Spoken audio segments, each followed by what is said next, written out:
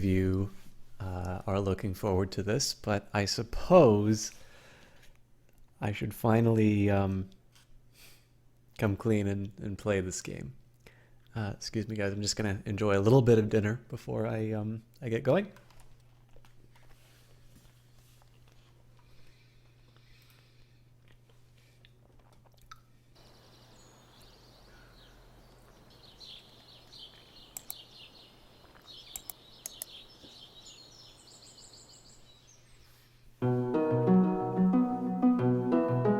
We are finally returning to Stardew Valley after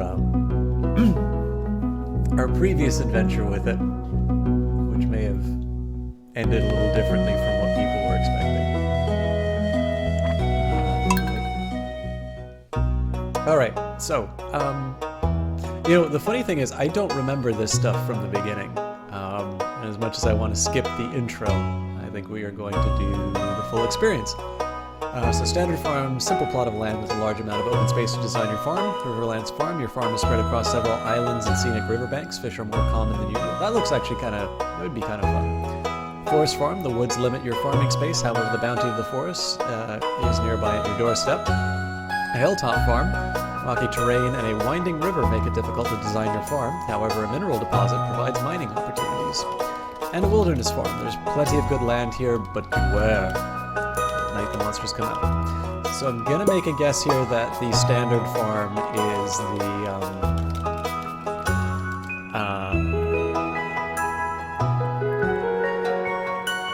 the standard farm is probably gonna be what the vanilla game was. And I suppose this just gives me excuses now, where once upon a time I would have, I guess where I would have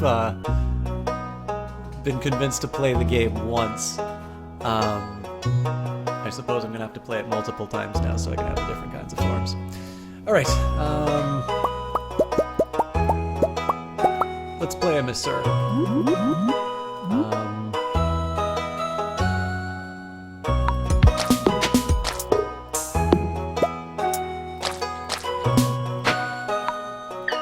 Some of these look like girls.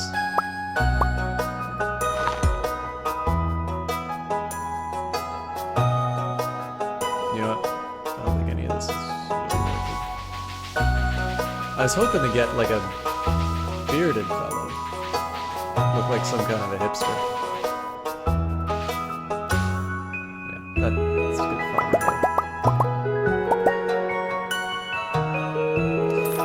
Ah, here we go. Alright. I must have this facial hair at some point. I don't know, I like going in with like a character idea. But I think I'm just gonna make a big old hipster-looking farmer. Is there a way for me to change the hair color? Oh, it's right beside me here.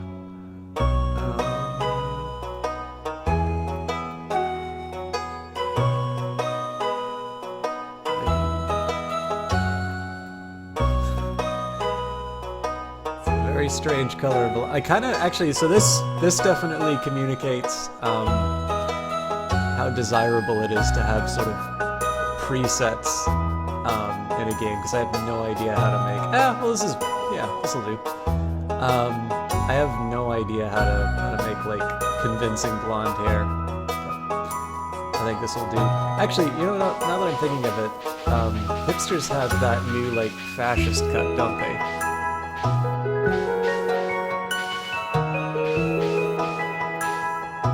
I mean, this is kind of close. Nope, not really.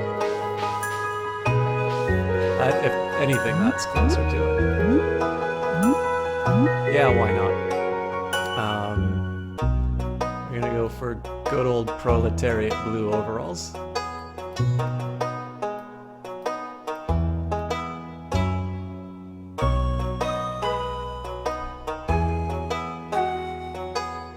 Wait.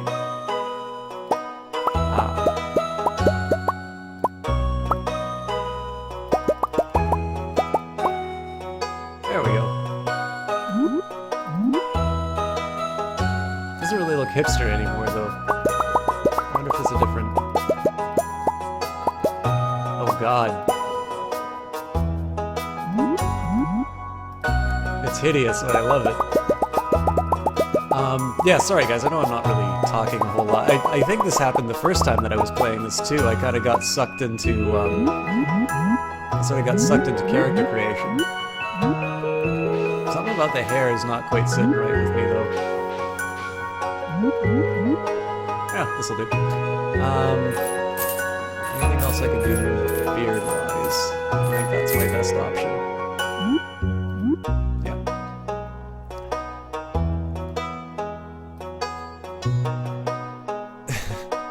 Too blue. Blue to match his overalls. Or maybe red to match his shirt.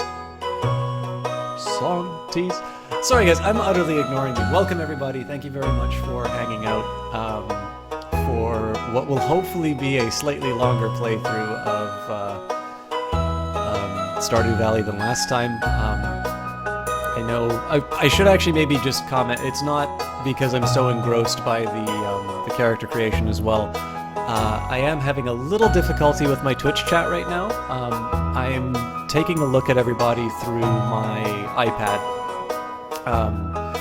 which I don't know why the desktop version isn't working for me right now. I talked with Jess ahead of time, and it seemed to be that it was a me problem, not a Twitch problem. But I suppose I should say, like, I could say, if you're having trouble, please let me know, but there's no way of doing that.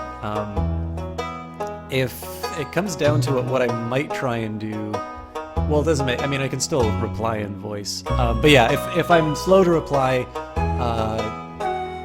sorry about that, let me know, or just at me, and I'll get back to it. What I'll probably do is I'll just take little breaks in between things and read chat, like I'm doing right now. Anyways, name. I don't want to put my name to this. Hansel. There we go. Favorite thing.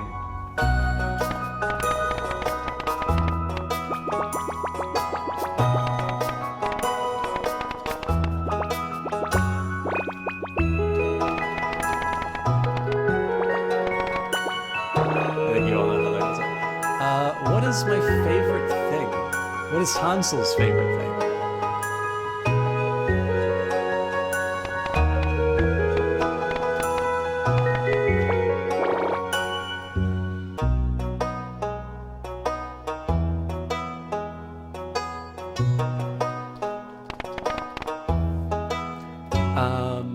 And I suppose farm names.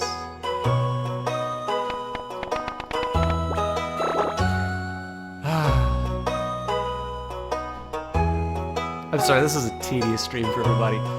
This is kind of fun though. I mean, even obviously Stellaris is kind of my big go-to on creating things. But I don't know. It's kind of fun to like make a story, get some ideas going in here.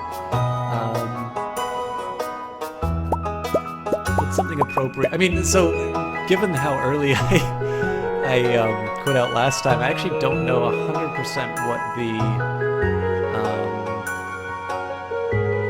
sort of the thing. Oh, we gotta have a dog. Sorry, I was gonna put it to a vote, but you can vote. I'm picking a dog.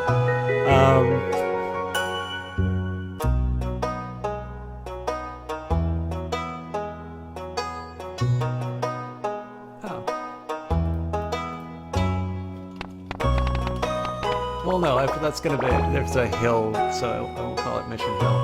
I'm either thinking I would go for like a historical name, which would be a farm which is named after some kind of like a landmark or what was there. So like Mission Hill would be, there was like maybe some church or missionary thing that was set up.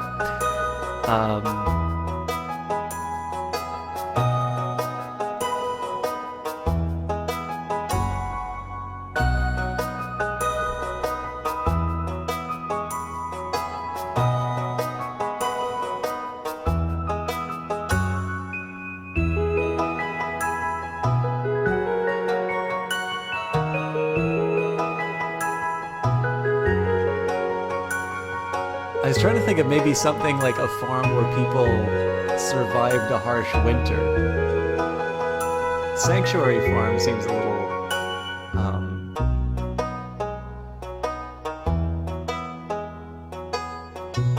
Actually, here. I'm gonna just quickly head out and check out a thesaurus.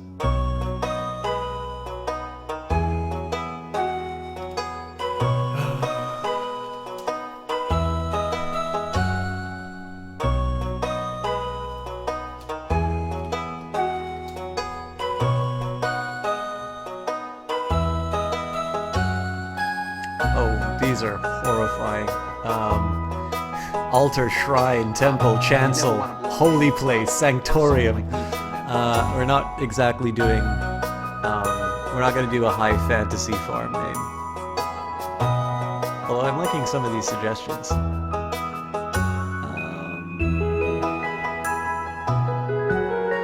Oh, you know what? Chapel.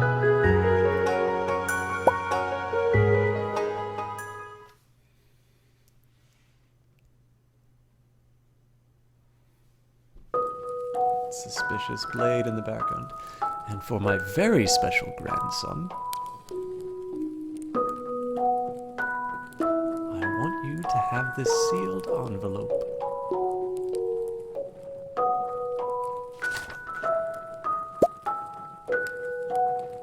No, don't open it yet. Have patience. Now listen close. There will come a day when you feel crushed by the burden of modern life.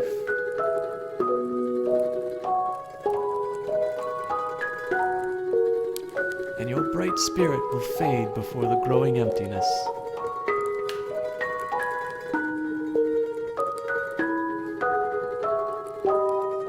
When that happens, my boy, you'll be ready for this gift.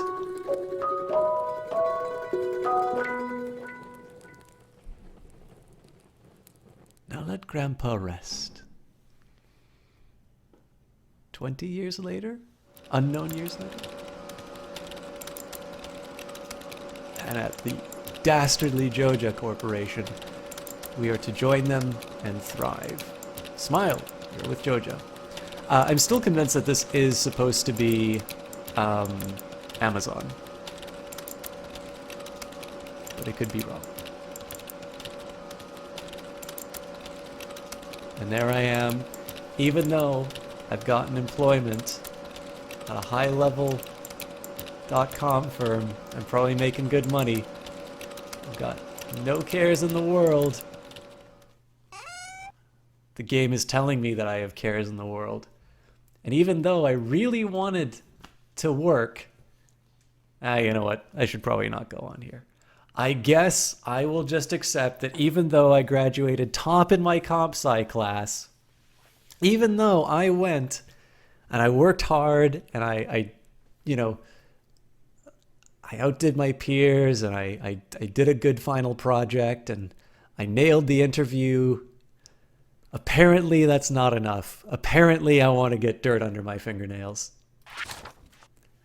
Dear Hansel, if you're reading this, you must be in dire need of a change. The same thing happened to me long ago.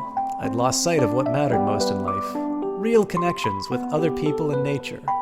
So I dropped everything and I moved to the place I truly belong. I've enclosed the deed to that place, my pride and joy, Chapel Farm.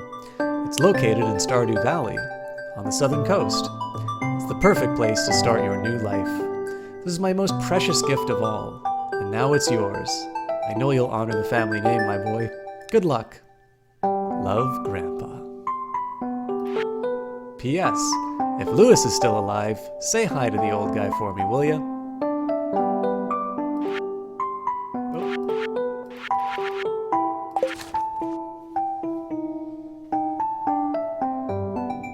Screw you, Jeff Bezos. I'm going to Stardew. Sorry.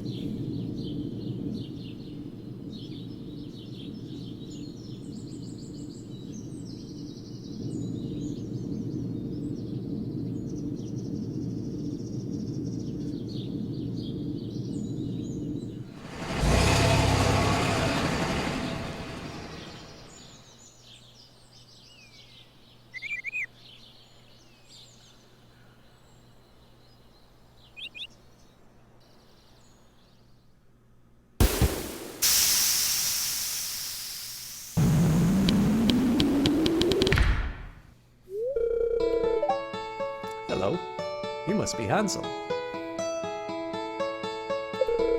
I'm Robin, the local carpenter. Mayor Lewis sent me here to fetch you and show you your way to your new home. He's there right now, tidying things up for your arrival. The farm's right over here, if you'll follow me.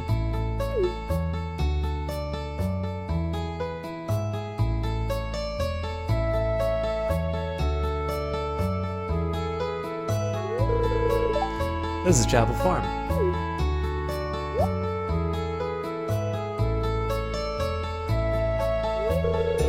What's the matter? Sure, it's a bit overgrown. Some good soil underneath that mess. With a little dedication, you'll have it cleaned up in no time.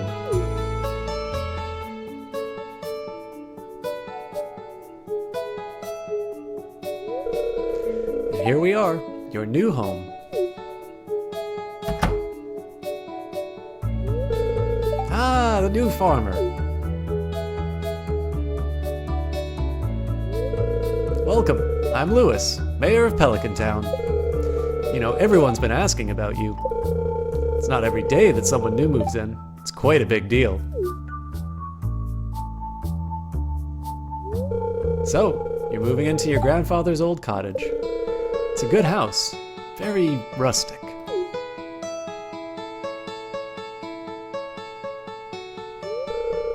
Rustic? That's one way to put it. Crusty might be a little more apt, though. Rude! Don't listen to her, Hansel. She's just trying to make you dissatisfied so that you buy one of her house upgrades.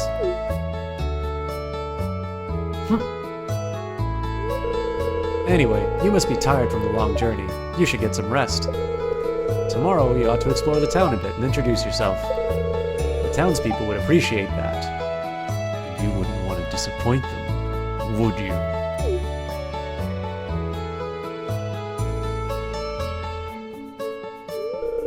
Oh, I almost forgot. If you have anything to sell, just place it in this box here. I'll come by during the night to collect it. Well, this guy isn't connected to organized crime or any... Well, good luck. He's gonna make me an offer I can't refuse.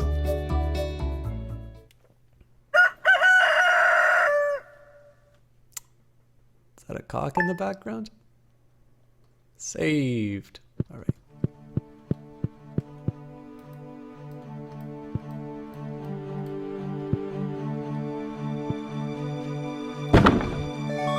Parsnip seeds. You receive 15 parsnip seeds. Here's a little something to get you started. Mayor Lewis. He's not going to come back to collect on that debt at all. Welcome to KOZU5, your #1 source for weather, news, and entertainment. And now the weather forecast for tomorrow. It's going to be a beautiful sunny day tomorrow. Right. Ah, I sense that your new viewer has joined us. A young man from Stardew Valley? Welcome, welcome. The spirits are in good humor today. I think we'll have a little extra luck. Welcome to Living Off the Land. We're back again with another tip for y'all. Now listen up. This one's for all you greenhorns out there. Chop wood and search for wild forage to earn some cash while waiting for your first harvest. Everybody's telling me to do work.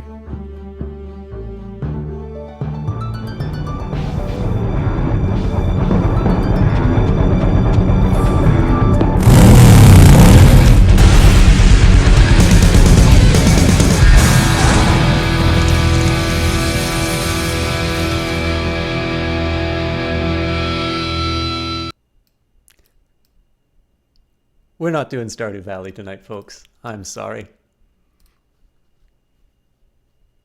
Instead, Full Throttle Remastered came out.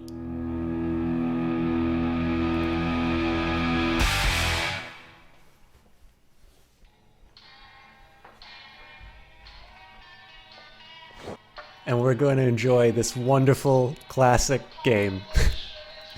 So apologies to everybody who came here for Stardew Valley. This was part of an ongoing gag in this channel where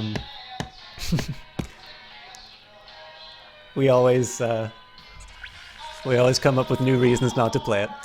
This game came out in 1995. If you liked Day of the Tentacle, You're going to like this one. And I think we're just going to jump straight into it. Before I do that, I want to say thank you to everybody for those hosts, and sorry for not responding to you directly. We've got Pithra, Mr. Friends, Docs Gaming, Flow Fantasy, Noob, Basor 42, Custom Games, Shane Fit, Lady Dow, The Rambler 146, and Cringy Cat. Oh, I'm so sorry, Dynamite.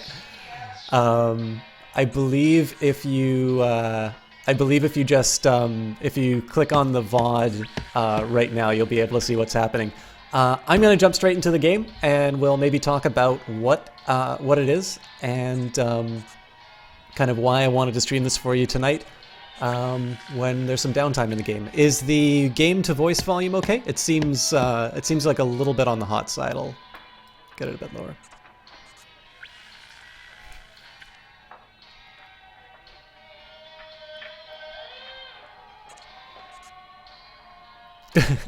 You know, I can actually probably find the moment we can play it for, yeah. All right, it's great for you? All right. I think we're just going to jump into the game.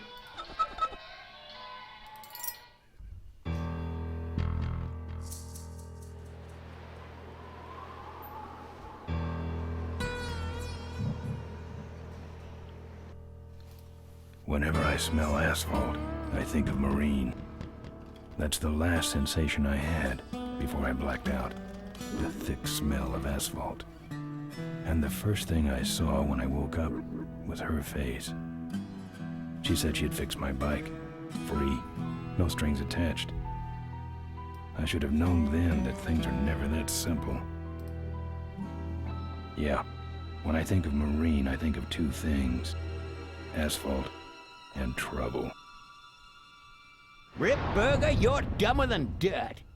Oh, Mr. Corley, if you'd only listen to my plan, my vision. I know your plan, Rip Burger. You're waiting for me to die so you can take over my company.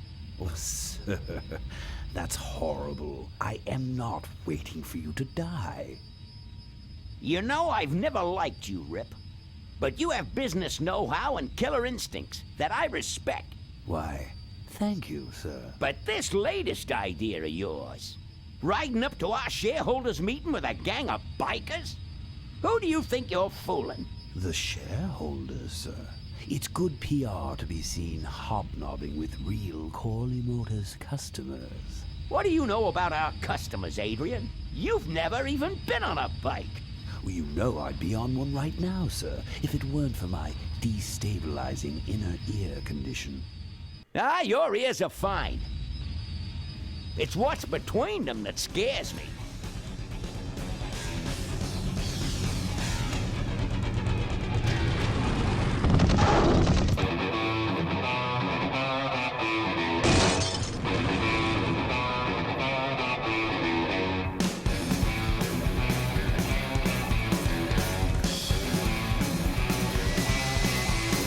Now there goes some boys I could ride with. Step on it. Let's find out who they are.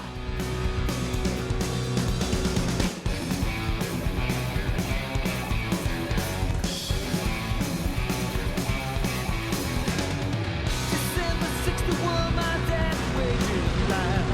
Still on that salary, we are for pussy time.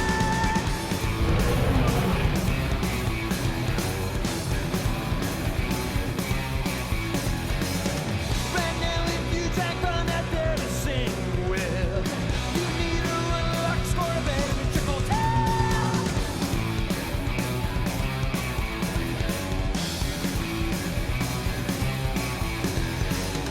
Is this the legacy of too much for two few that I see? Well played. I don't think I can ever cross again though.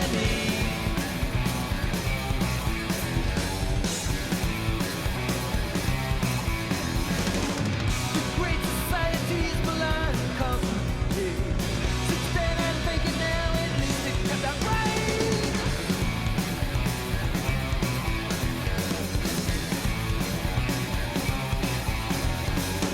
With all those corners cut, the cracks go wide and near. I heard some cats saying the weather's gone and clear.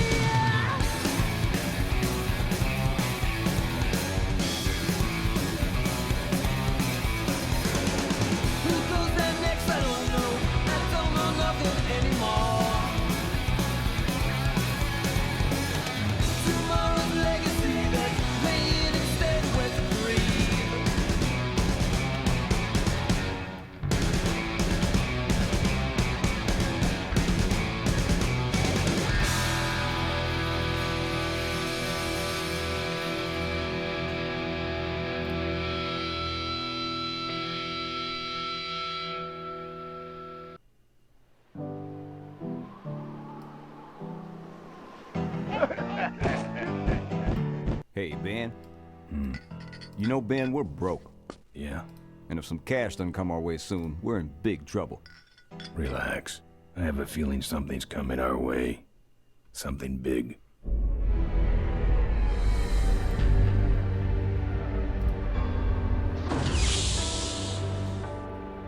You better stay out here, Rip. This place is bikers only. All right. Who's the guy that drove over my car?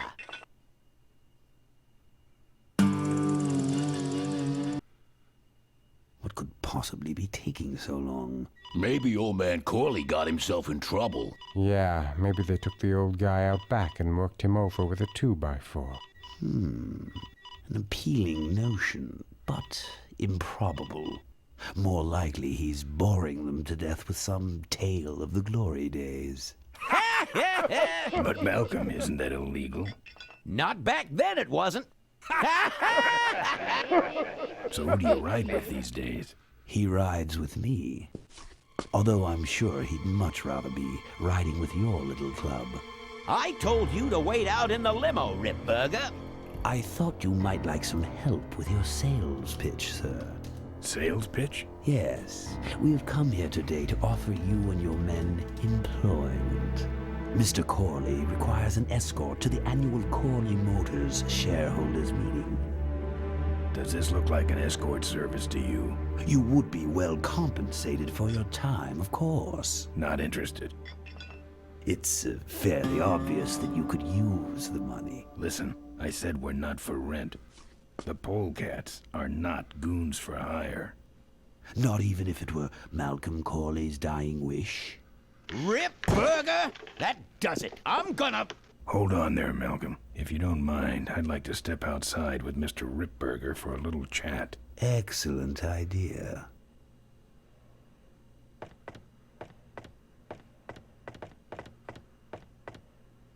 And the doctor says he only has a few months to live. That's bad news for all of us. He's not just a nice guy. He's also the last motorcycle maker in the country. What happens to Corley Motors if he dies? Don't worry. I have a plan. And if you come to the shareholders meeting with us, you'll find out what it is. No dice, Ripburger. The polecats are not thugs for rent. If you want to buy muscle, you should go find the Rottweilers. The old man says it's the polecats or nothing. Then I guess it'll have to be nothing. And that's your last word? That's it. Well, I'd like to make you just one final offer.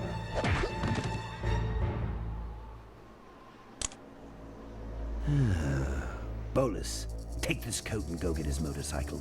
We'll have to tie up this little 200-pound loose end. It will need to look like an accident. That stuffed shirt actually thinks I'll leave him in control of Corley Motors when I go. Boy, is he in for a surprise. Hey, where's Ben going? Your colleague has decided to accept our generous offer after all. As a matter of fact, he's gone on ahead to scout out the route. He did? Well then, let's roll 'em, boys. Yahoo! Corville, here we come.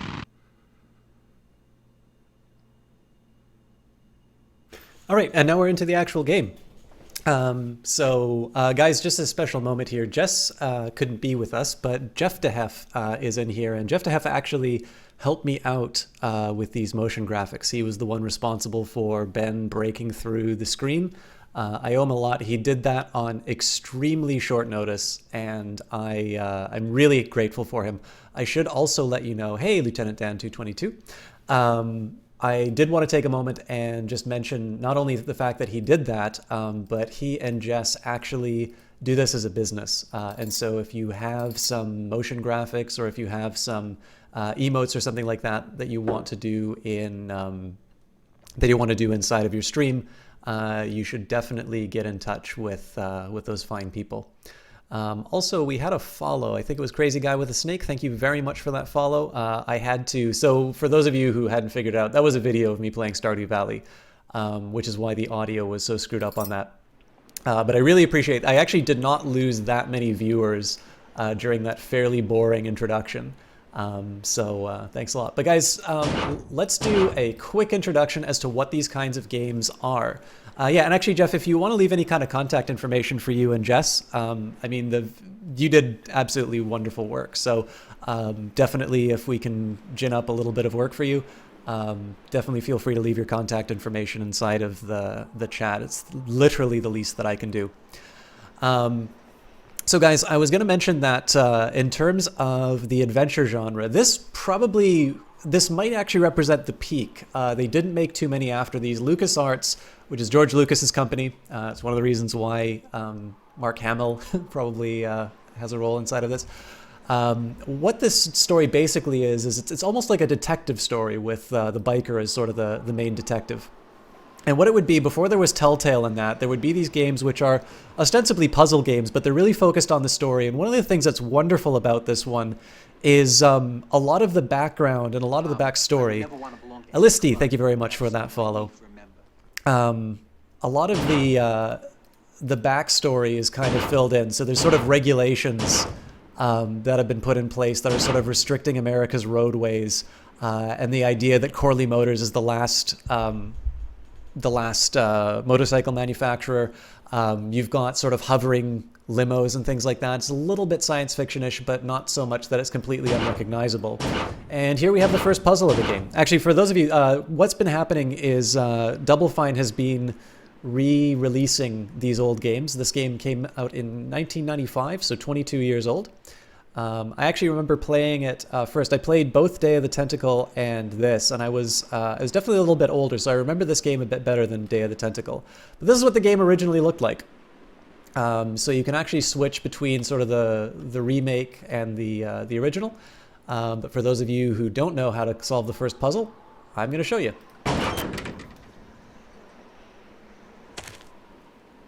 And yeah, so one of the things that's difficult about this is these games really still stand up. Obviously, they put some effort into remaking them. I think this has a wonderful soundtrack, really great little story. Unfortunately, the actor who plays Ben died, but he died some time ago. But there's just a wonderful sense of humor. It's a really fun story, and hopefully I can talk to you a little bit about it when I first played it, and some of the things that make it worthwhile. But for now, we're going to move forward and see what you can do. So when you'd play these games, the original versions of these, you would actually write in the verb that you wanted to do. And near the end, actually fairly early on in the genre's life too, they sort of realized that you would maybe just want to reduce things to a set group of verbs. And this one actually gave you some visual cues. So you can look, you can, in this case, it's speak or use your mouth in particular. So I'm not putting my lips on that. I've woken up and worse. You can. I've touched it enough. And the kick that was actually basically introduced for Full Throttle. I don't think I've ever seen a kick otherwise. Empty boxes. He really should flatten these so they can be recycled. One of the things that's also worth mentioning is there's an adventure game. There's been a little bit of a renaissance, especially with things like Kickstarter and that. And I should mention that Ron Gilbert, who was one of the programmers of the Scum engine, which this game uses, has a new game out called Thimbleweed Park. Ron Gilbert is responsible for the original Maniac Mansion.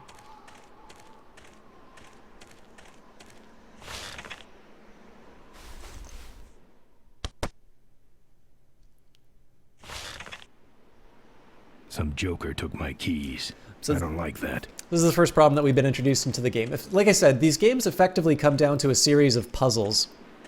And what it turns out to be is basically, I think I generally remember how to solve most of these things. But in the end, you've got your story. We know that we want to find basically the people who are going to try and do something to our gang. And what we need to do now is find our keys. So there's only one other place we can look. They're not in the dumpster. We knew we couldn't check inside of it. So. Open up. No luck, so.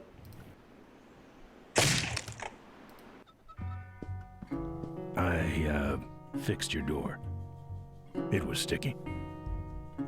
Look, I don't want no trouble. Just leave me out of this mess.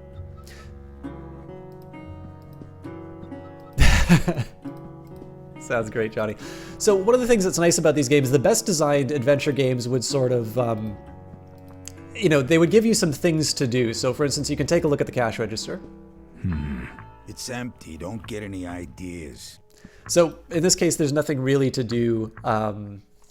Nothing really to do with the register, but you can still sort of look around. Poorly designed ones would obviously only let you click on things that are relevant towards advancing the game, but Booze.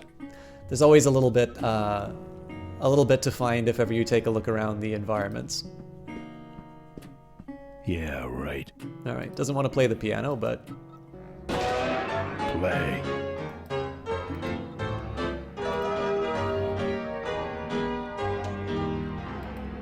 Looks like you're out of customers.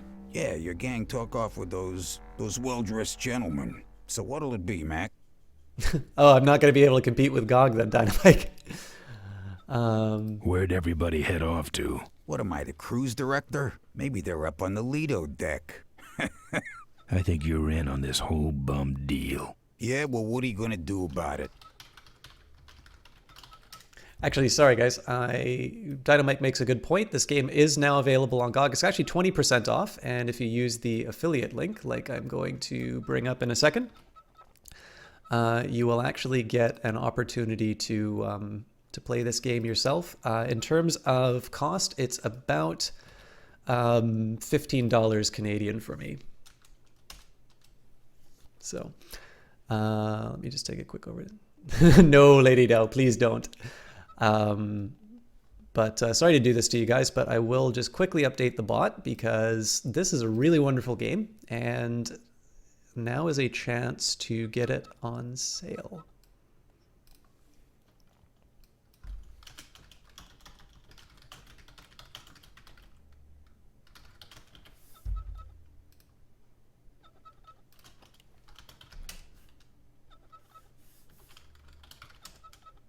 There we go. What do you have? I want to know who knocked me out. Maybe you just passed out. You should learn to handle your liquor. You want something? I'm looking for my keys. I have no idea what you're talking about. You gonna order something? No. You gonna order something? No. So one of the things about the game here, so there's, you have a few options. So like we could have misplaced our keys, but it's fairly obvious what the game has already done is sort of established some untrustworthiness with this bartender. If you're still having trouble with the puzzle, one thing that you can do is take a look. I've never liked nose rings. And that's, Me neither, but someone dared me. that's kind of the last hint that you need. You know what might look better on your nose? What?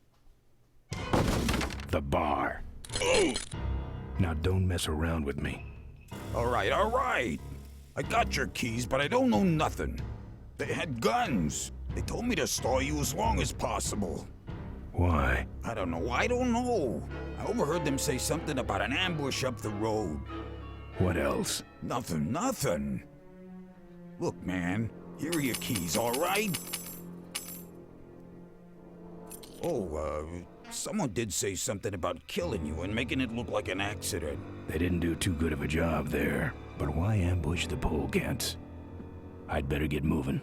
All right, so we've passed our first puzzle, and now we're going to try and reunite with the gang.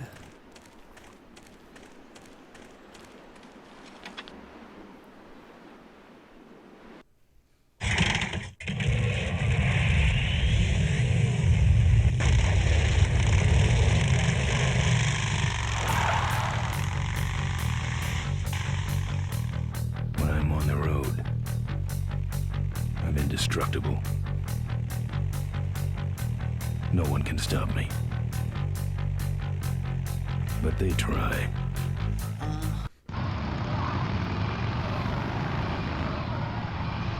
Hey, ain't you the #1 polecat honcho?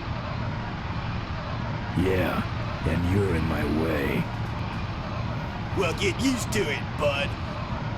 When the Rottweilers hit the road, we own it. Look, I'm serious. Someone's ambushing the polecats. Someone's ambushing the polecats? Oh, heavens! Whatever will we do? that does it. Come on, kitty! Let's get down! Don't be... No, harder! Like this!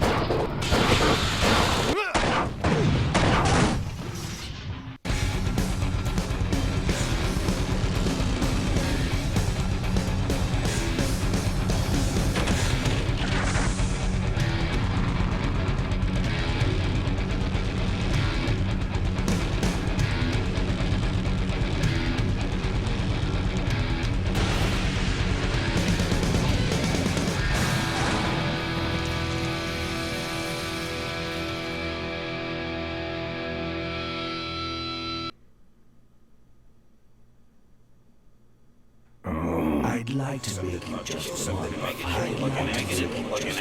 final offer. Something about killing you and making it look like an accident. I have a plan. They had guns. Malcolm Corley's dying wish. Something about an ambush up the road. I have a plan. Oh.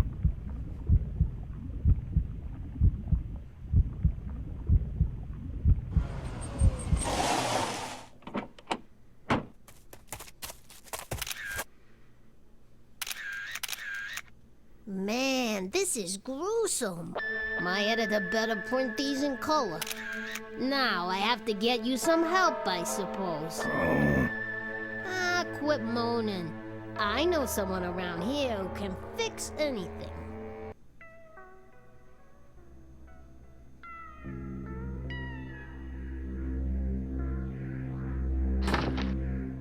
What are you? I'm a mechanic, and apparently a pretty good doctor as well. My name's Maureen. My name's Ben. Why did you hit me over the head, Maureen? You were in an accident. A reporter found you and brought you and your bike here. My bike? What have you done with my bike? Brought it back from the dead. Sort of like what I did with you. I need a little help getting it finished, though. So, Maureen's a really interesting character. I should actually just say, who in this chat has played this game, out of curiosity? I actually really like the theme in Maureen's place. And actually, Dynamite, that was a really good call. While I'm getting the answers in terms of people who have seen the game, I'm going to take a quick second and shout out a couple of really wonderful casters in here. So let's do, I think, an order of entry. So we've got Lady Dow in the chat. We have got... So did I, Pablo Preacher, and welcome. We have got Johnny Big Time. And we have got Dynamite YT. Now, I think Dynamite is going to be casting in a little while, but I did tell him I was going to be playing Stardew Valley, so I owe him an absolutely massive apology for pulling the rug out from under him. He's a really wonderful guy. If there's one thing you need to check out with Dynamite, it is his Saturday. It's his Saturday Dark Souls streams. He is now on to Dark Souls 2. He's doing an absolutely phenomenal job of it already, and I just think he's a really wonderful caster, really stand-up guy. Now, Johnny Big Time is another guy who's actually been doing a lot of special casts recently. He also has the Rottweiler's facial hair. Metal Mondays are the days that he uses a voice changer and a mask. He's also going to be returning to some wrestling soon. But Johnny Big Time is an absolutely phenomenal caster, incredibly funny guy. If you don't believe me, just check out his clips. And Lady Dow, I don't actually get to watch very often, but I feel is somebody who does, last I checked, does a lot of role-playing games. I think you were playing Dragon Age recently, weren't you? But anyways, guys, 3 wonderful casters who gave me a lot of support, and obviously in the opening 20 minutes of the cast, when I was playing back a video, I couldn't give them a shout out. So we will jump back into the game. For those of you who have played the game, I played the game once and then never returned. This is my second time playing it ever, but there's some really wonderful dialogue with Maureen that I realized, which was a lot of fun to check out. So let's do it. Who are you? Maureen, remember? If that's too hard, maybe you should just stick with Mo. I was hoping the music would cycle, but... Do you have a last name? I prefer not to use it. What about you? Same deal. Then it's Ben and Mo forever, I guess. This an authorized Corley Service Center? You could call this a Corley Service Center, but I don't have the official paperwork. Ah, an illegitimate Corley operation. I prefer to think of it as a renegade Corley operation. Where'd you learn bikes? I grew up working on them with my dad. One summer we did nothing but restore this old hardtail together. I mean, we scrubbed every bolt until it shined. But he took off one day and he never came back. So I switched to toasters. You live in this town? Well, Melonweed's not much of a town. What's left of it is sinking about a foot a year. People either learn to adjust or they leave, which is fine with me. Not a people person? I'm just better with toasters, that's all. You seem more concerned with me than your bike. How's it look? It looks better than it did, but you gotta help me out. The front forks are wasted, so you'll have to get some new ones. And someone stole my welding torch. Can you believe that? I can't finish without one. And last but not least, I patched up your ruptured gas tank, but you're out of fuel and I don't have any. I gotta get out of this town, fast. Trouble with the law? Not in this county. Then what's the hurry? There's going to be an ambush. Ambush? Who's ambushing who? Not sure, but my gang's involved. We better get this bad boy back on the road then, huh? I don't have any money to pay you with. Hey, this one's free. I haven't touched anything besides a toaster for so long. Getting my hands on your hog has really been a pleasure. Well, thanks. Don't sweat it. Where am I supposed to find all this stuff? You can hack it, tough guy. So this is another example here in terms of where one of the things that you tend to notice if you play a lot of adventure games sort of over time, they do a little bit better job of sort of pointing you in directions of puzzles. They don't solve them for you, which I think is one of the challenges that we get when we play Telltale games nowadays. But if you really didn't want to kind of click around and just sort of lemming your way through all of the puzzles, it'll actually give you some tips inside of the dialogue. Where am I going to find new forks? Well, they don't have to be new, just not broken into little pieces. You could start by asking Todd in the trailer across the way. He runs the junkyard. How am I supposed to find your torch? I don't know, set up a dragnet. Still can't believe someone would steal my torch. Who around here would do a thing like that? Where's the gas? Well, there's a whole tower full of it at the edge of town. I have this crazy, irrational intuition that tells me maybe it's worth checking out. Actually, I think I can handle it. Good. Well, I'll let you get back to work. Let me know if you need any aspirin or anything. And then the next thing that you can do is basically pick up every single item that you can find. Of course, remembering that the game originally looked like this, so it was sometimes hard to tell what you could or couldn't do, which is probably one of the reasons why they included the little red box around things that you could actually interact with. Nah, she's got a wrench.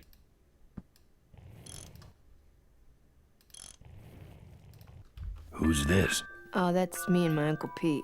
He took care of me after Dad split at this place he called the Mink Ranch. When he died, he left it to me. You're a mink farmer? Nah, that place went belly up long before he died. But I still go back there whenever I need to get away for a while. One of the things about this item, too, is this game actually Oh, good, you're not dead yet. I might still get a quote. That just means talk to them, Lady Dow.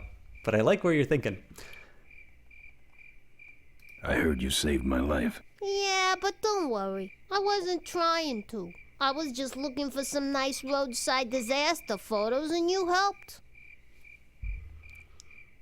Who'd want a picture of me bleeding? It's not the blood. It's the way you were, all twisted up like a pretzel. Listen, I've got to stop an ambush. Ambush? Really? Where? Somewhere between here and Corville. My crew is escorting some VIPs to the Corley Motors shareholders meeting, and there's an ambush waiting for them somewhere up the road. Yeah? This is hard for me. I need... Come on, man, spit it out. Could you give me a ride in your car? I've got to stop this ambush. You're right. We have to get to the ambush, all right. But I'm afraid I'm without wheels at the moment. How did you get us here? Hitched. Well, I'd better be going. All right, drive safe now.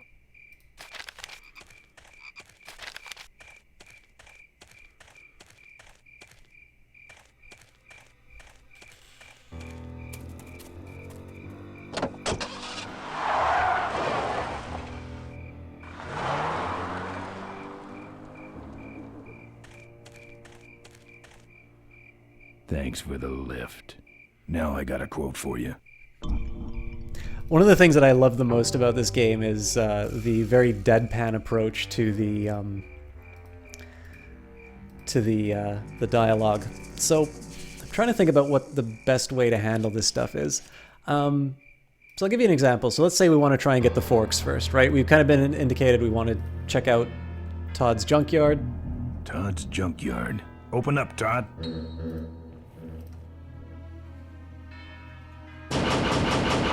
Open up, Todd. So no luck so far.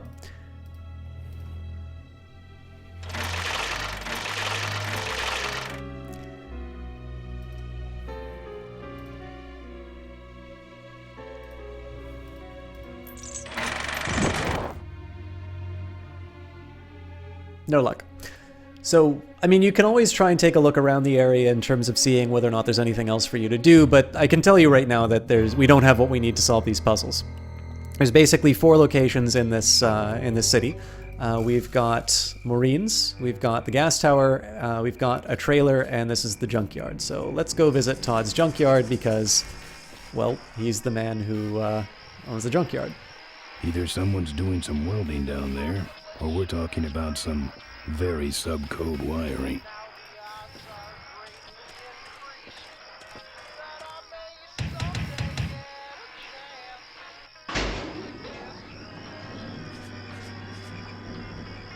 Who's out there? Hey, I'm trying to do my art in here, buddy. I don't got time to waste on bums like you. I'm a friend of Moe's. I need... Listen, I didn't take no welding torch. You hear me? I'm no crook. So get off my back already. What do you want?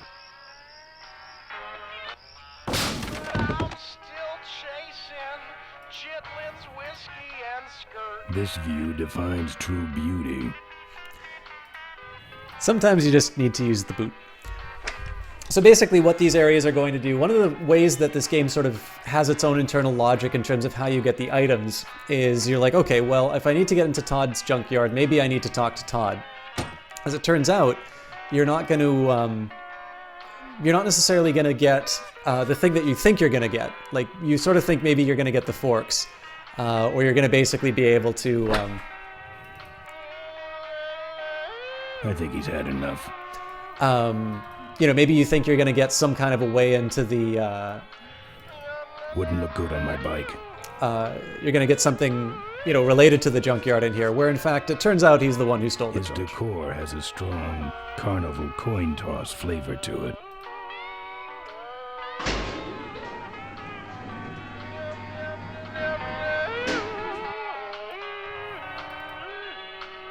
I had a dog with a funnel on its head when I was a kid. Ouch. I hope he's not trying to bring these to life or anything like that. I nominate that as least offensive of show. And of course the thing we came for.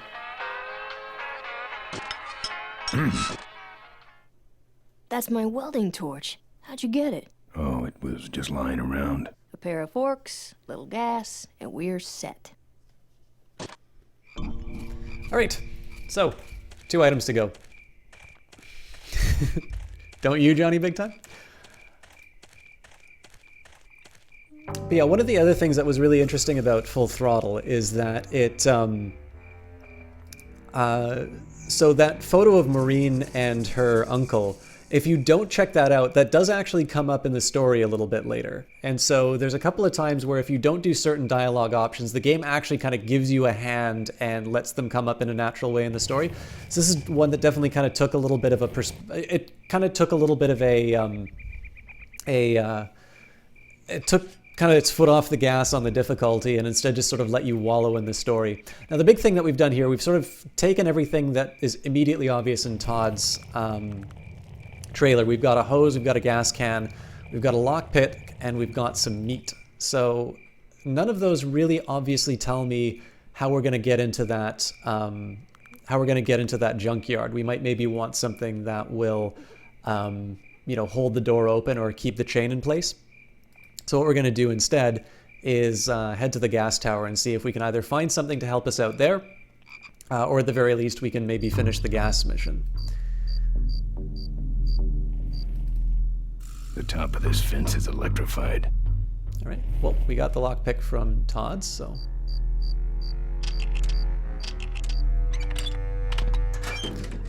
Another nice thing about this game is it actually uses every piece of the buffalo, so you do actually want to take this lock for later. I won't tell you guys what puzzle that solves, but think about it.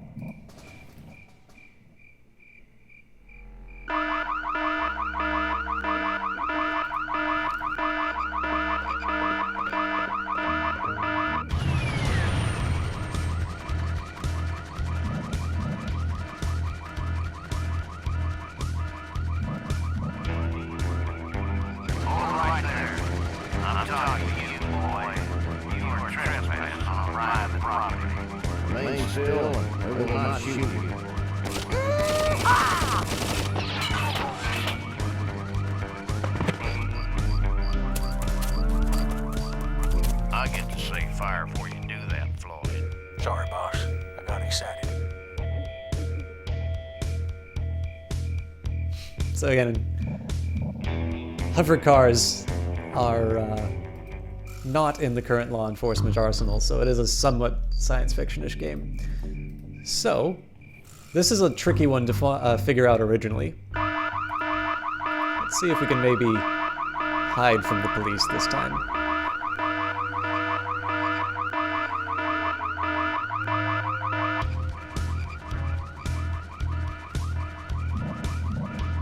Remain where you... Hey, where is he? I told you, I nailed him last time. Well, who set off the alarm, Floyd? Maybe somebody's just fooling with us. Oh, it's him. It's that guy you keep missing. Well, if you could hold this thing still while I'm shooting.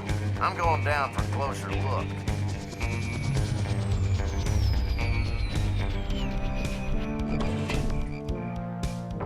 I don't see nobody. He must have run away. Nah, we would have seen him running from the air. He must be hiding up in the tower. We got him treed. Let's go up and get him.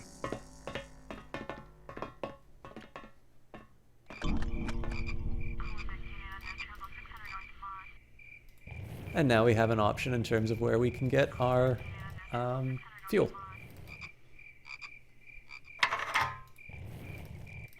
Oops.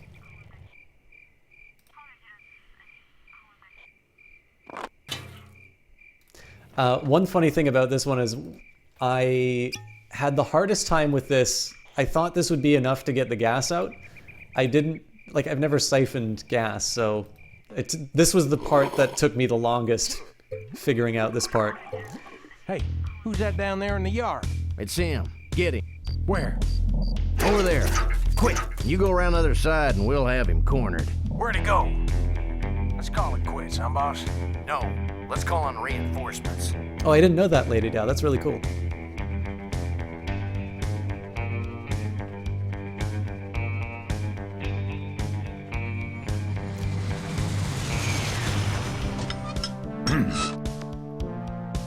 Oh, good.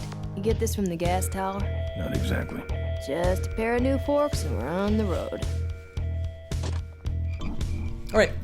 So last step is the forks. Now, it's not at all apparent that there's going to be anything that we haven't already done in the gas tower. Obviously, the trick to the gas tower was to try and find gas from another means. The neat thing about that puzzle is really that you're so focused on getting the gas from one location that you potentially miss the other one. So when we take a look at this one, this has sort of a similar logic to it, where you pull on the chain, and you're like, okay, well, I need to get in through this entrance. So how do I solve this? Well, this is why we got the lock. And of course, if you put an obstruction, you fixed not the chain in place, but you fixed the door in place.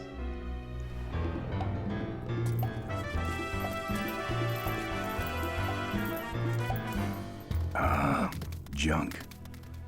And now you can pick up.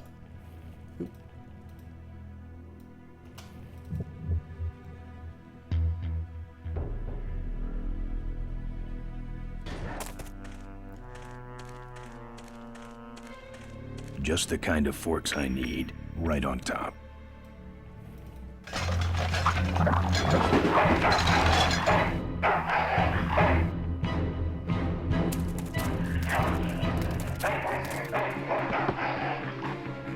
Down. Who needs dogs?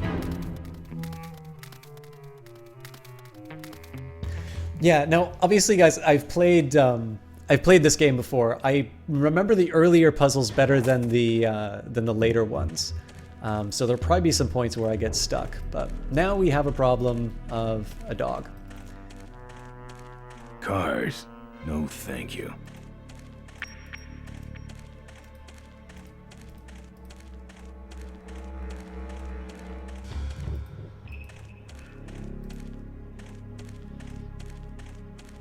What may not be obvious, when I did this, it didn't occur to me that you can actually go into this, so this big magnet beforehand. I actually needed to get to this screen before I did that, but I have an idea about how to solve this dog.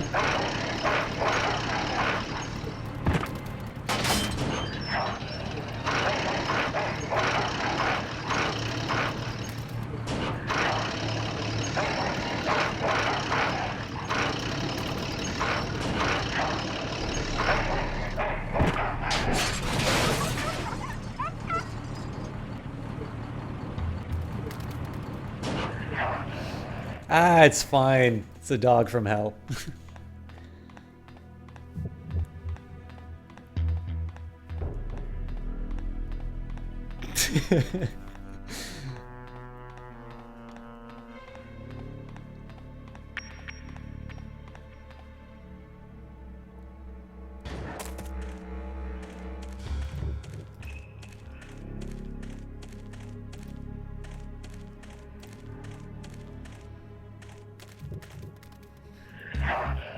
So, what we're gonna do instead...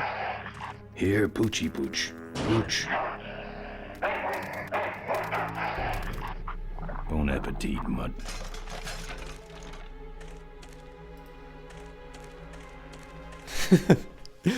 We did go for a dog in Stardew Valley, Vanguard Master, but...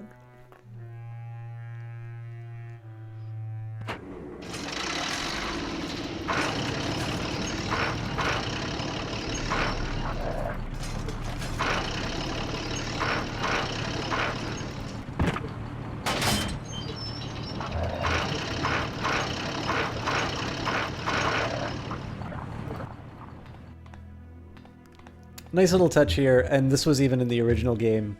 You actually get to see the car shaking when the mutt is no longer in the area. So we can solve the puzzle without murdering the dog. Don't worry, chat.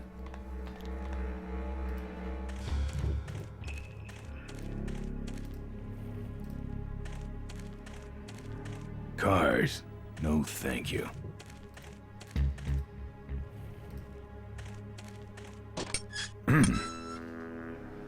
Nice forks. Where'd you find them? Right next to the knives and spoons. Well, that's it. Wait outside for a minute and I'll finish her up. I'm working on a surprise. I hate surprises. All right, here she comes.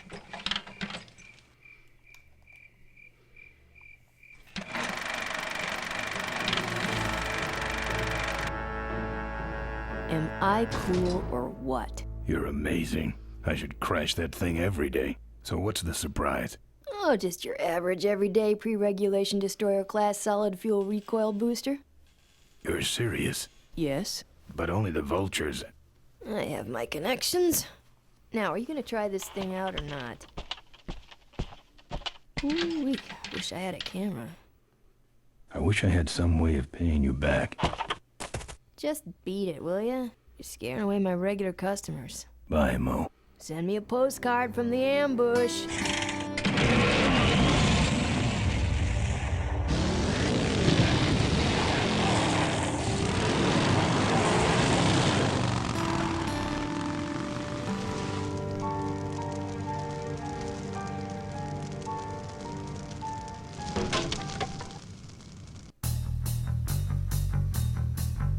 This song, by the way, is probably one of my favorites on the soundtrack, but we never get to hear the whole thing in these sequences, just the start.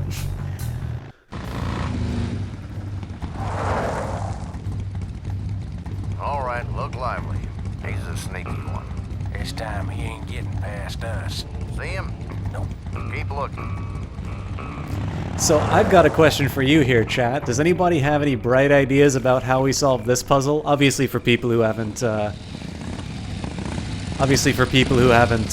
beaten this game before or played this game before.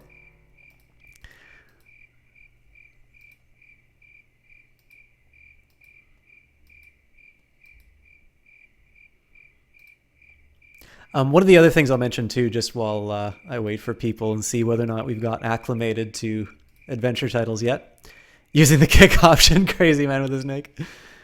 Does it involve launching the dog at them? I wish that was the solution. Vote use my mouth.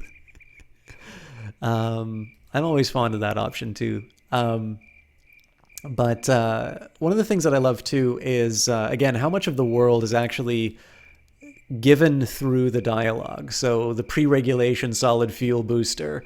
Again, there's some kind of restriction that's being given on, on transportation. Now, I mean, obviously, a solid fuel booster for a bike is probably the sort of thing that you'd see regulated anyway. But I've always just sort of liked the world in this game, even though it doesn't really seem to have a lot of... What's the puzzle again? So Dynamite, we have got a big kind of group of police officers who are currently sort of scouting the road that we want to go on. And I think we had the statement, maybe we should use our mouth. I'm not putting my lips on that. All right. I don't think I've said that for a while whenever I've used the use mouth option. Maybe we can kick it? No. No, we can't kick it.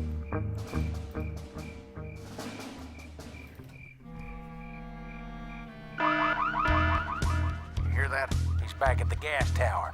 He's got a lot of nerve, that piece of trash. Let's get him. All units follow me.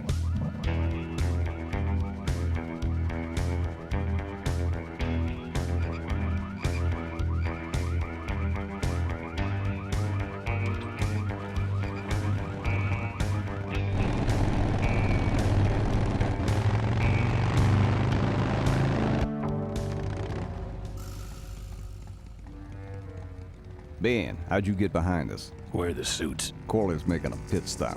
He has a bladder the size of a thimble, man. Ripburger? Haven't seen him in a while.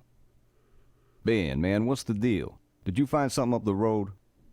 Are we headed for trouble? No. We're in it. Put my head in a basket, 'cause I'd had a tank full. When she blew my gasket, I surely was thankful. Till I head for the skies up above. It's a woman with wheels that I love. Yeah. Come on, old man. I gotcha. Now, do something incriminating, like ambush somebody. Aha, the plot thickens.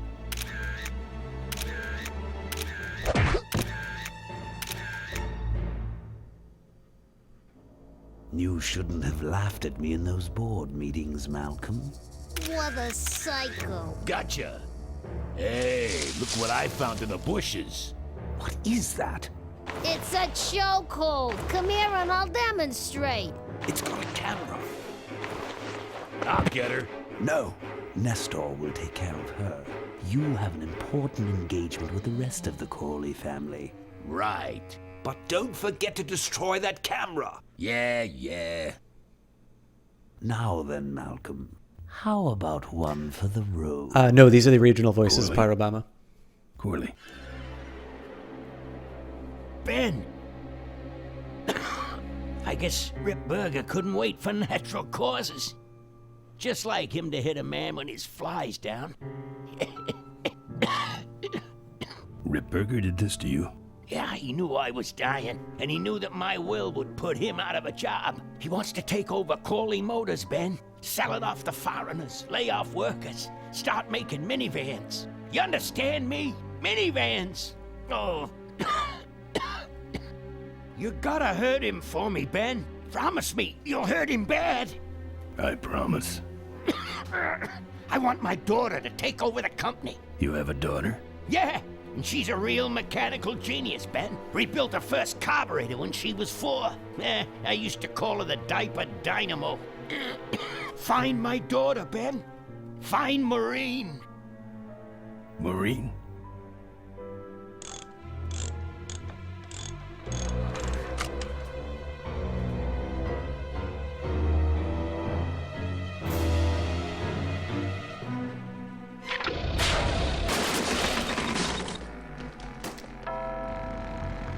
Ripburger's way ahead of me. I just hope Maureen can handle herself until I get there.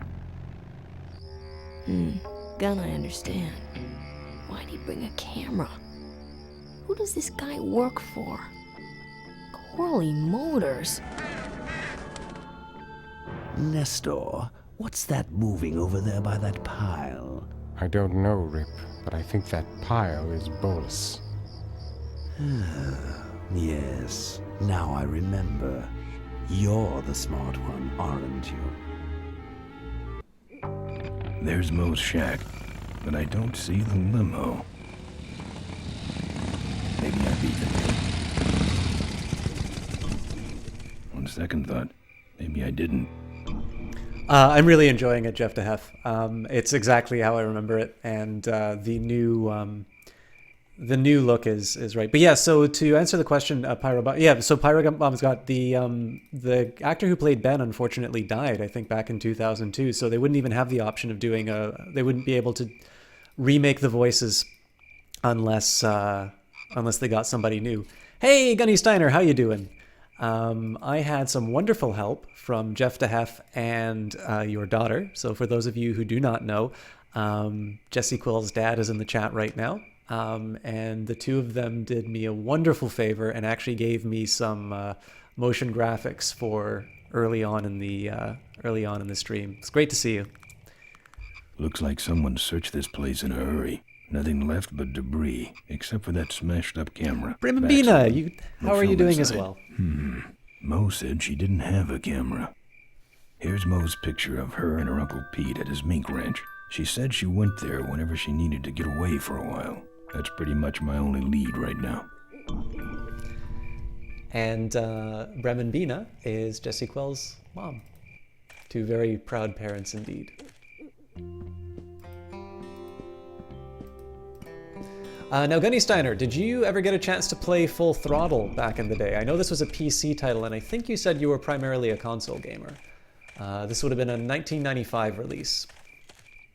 And for Star Wars fans in here who just joined us, Mark Hamill is a voice actor in this. So.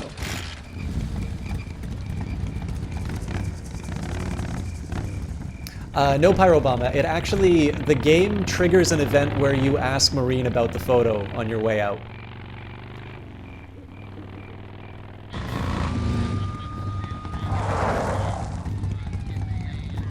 So much for returning to the scene of the crime. They'll be coming this way soon. I gotta get a plan. Fast. Yeah, Pyrobama, this game did a really good job of making it accessible, but not making it kind of like a Telltale game where more or less all the puzzles solve themselves.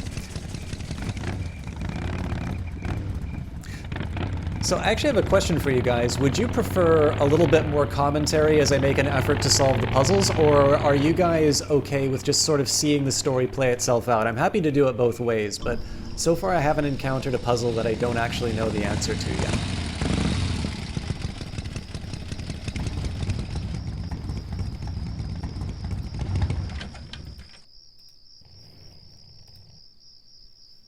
This sucker's mine.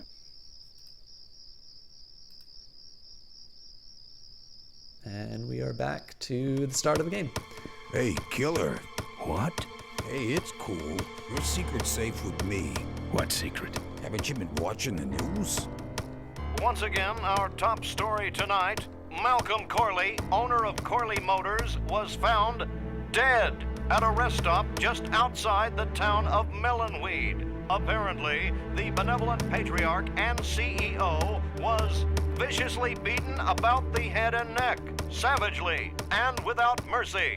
Police have arrested a notorious outlaw biker gang known as the Polecats. No. With the exception of their leader, who is still at large. Roadblocks have been set up along Highway 9 in an effort to apprehend this dangerous and violent criminal. We've been set up. Roadblocks suck. I shouldn't have left the gang there. Hey, I don't want to hear anything about it. You ain't making me an accessory after the fact. Just lay low, man. Okay, sounds good, Pyro. Actually, I really appreciated everybody on the commentary options. That's usually how I like to do this. I mean, there may be some puzzles, especially near the end of the game, that I don't recall. But for now, like I said, I kind of know most of them. So if I can explain the logic behind the game, that's not bad. So we've kind of really gotten into the hook now, right? If you think of this as a detective story, we've already had the knocked over the head or drugged moment. We're now sort of we're on the wrong side of the law. We've always been on the wrong side of the law, but now we're in particular trouble. And what we need to do now is we need to somehow get past the roadblock. We've got a semi out front. We've got the owner of the semi. We've got the bartender. And we've got basically the bar available to us. And there's something about this, or something in our inventory, such as the mink farm, where we need to, that's basically how we're going to somehow get past this roadblock. Seems impossible, but what you kind of do in a game like this, if you don't know the answer, is you just start kind of investigating everything in the area. So, as we normally do, we just kick things. Play. Mink on the piano. That wouldn't be too useful. It's hard enough to play with your fingers. Look, let me tell you what happened. I told you I don't want to get involved. He's got a knife. He doesn't look happy.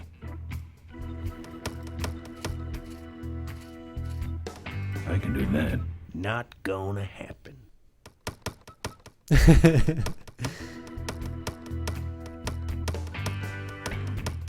Let me show you how to do that. Not gonna happen. Seem to have a lot of time on your hands. Not to mention nicks and scratches. Am I distracting you?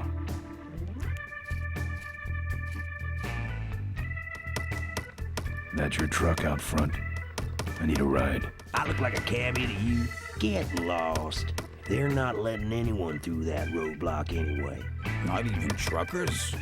They turned me around, said police business only. Pigs. Look, I really need a ride. Not gonna happen. Why? Because you're afraid of some cops? No, because I don't like you. I just killed a guy. I'm just about to. I don't think that's good for the table. Hey, Quahog. Yeah, Emmett? I'm gonna be knifing up your table for a while, all right? The customer with the knife is always right. Anybody want to see how the knife game works? Let me show you how to do that. Not gonna happen. Let me show you how to do that. Not gonna happen. Let me show you how to do that. Not gonna happen. Let me show you how to do that. Not gonna happen. Let me show you how to do that. Not gonna happen. Let me show you how to do that. Not gonna happen. Let me show you how to do that. Not gonna happen. Let me show you how to do that. Only if it'll shut you up.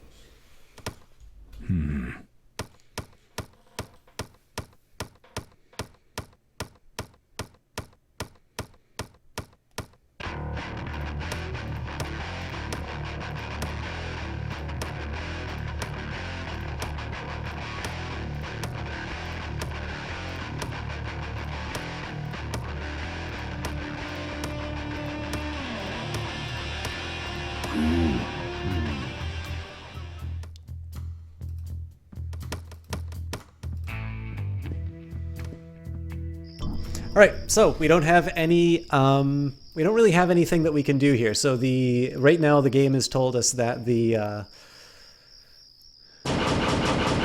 Look, I really need a ride. Look, I really need a ride. Indeed. So the game has told us basically there's a roadblock right now. It's told us that trucks can't go through. The bartender won't help us. The only other thing that I could do is check the register and the bottles. And so I don't. There's nothing inside the bar right now that'll help me. Now I can't go off to the left. I can try and go back to Melonweed.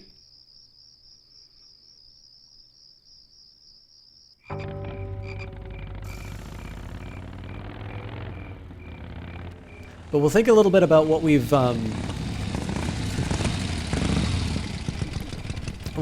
think a little bit about what we've done. We've already checked out Marine's place.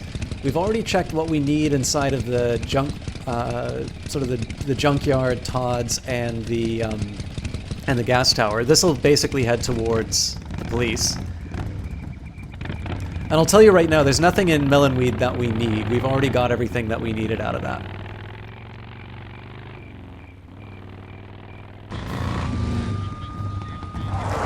But there is one option, which you're gonna play some Stellaris while watching the stream. Keep one on. All right, sounds good, Vanguard Master. Have a good time. Get a plan fast. There is actually one thing that I didn't do in the bar, and I think Lady Dow might have. I think she sort of hinted towards it. But does anybody have a guess in terms of one thing that I haven't tried yet in the bar?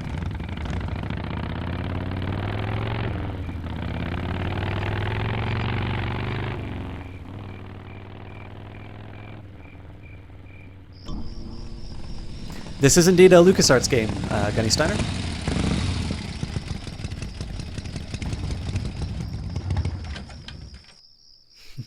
This is true. We have not drunk the booze. I'm not putting my lips on that. Why not? Can't. Gotta ride. Don't drink and drive, folks. Ever hear of this place? Uncle Pete's Mink Ranch? Well, I remember there used to be some sort of weasel plantation or something up the road. Down Highway 9 on the other side of them damn roadblocks. I used to pick up mink meat there real cheap and sell it to school lunch programs. That was a good scam.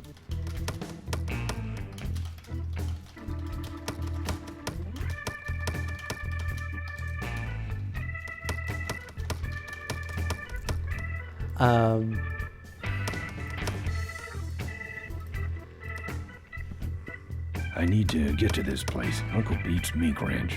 I need to go in that direction too, but the pigs are running the sty at night. How poetic. So, even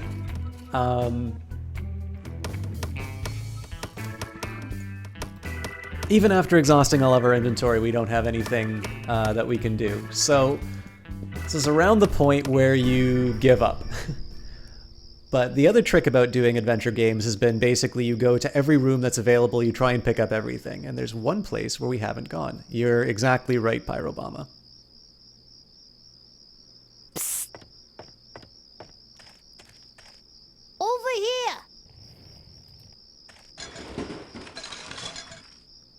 Ben, no time to talk. You know, it stank in there, but I can't remember a better sleep. You gotta help me. Go find my editor in Corville. Tell him I took pictures of the Corley murder. You got pictures? Yeah, but some thug took my camera.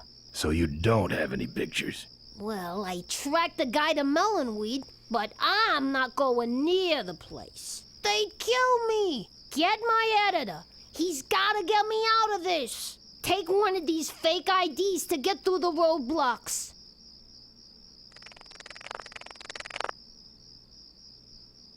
My career is riding on those pictures. Help me, Ben. You're my only hope. Oh, don't worry. I owe you one. If Miranda's thug is the same one that trashed Moe's place, that could be Miranda's camera I saw there. But then, who's got the film?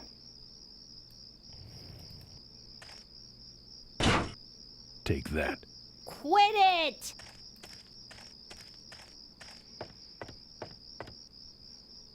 Think I should put the bike in the back, huh?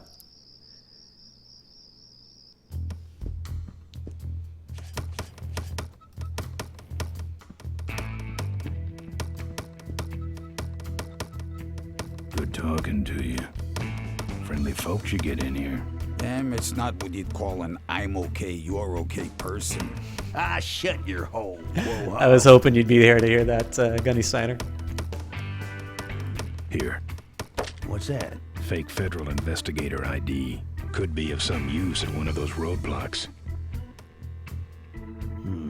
So how about a ride? What if they search the back and find my bike? It's buried in a pile of concentrated fertilizer powder. Trust me, no one's gonna dig through that crap. Now you're gonna ride in the engine compartment. The engine compartment? Hey, I smuggle stuff in there all the time, and most of it's worth more than you. So stuff your carcass in there quick, and we might hit that mink dump by morning. Hope you're better with a stick shift than you are with a knife. Yeah.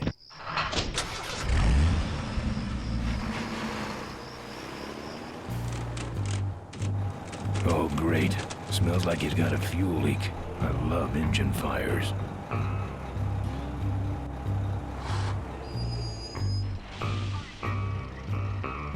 Sorry, sir. Only police vehicles beyond this point.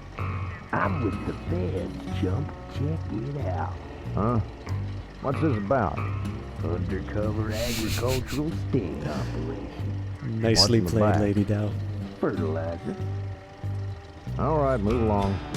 Hope you rubes get your man.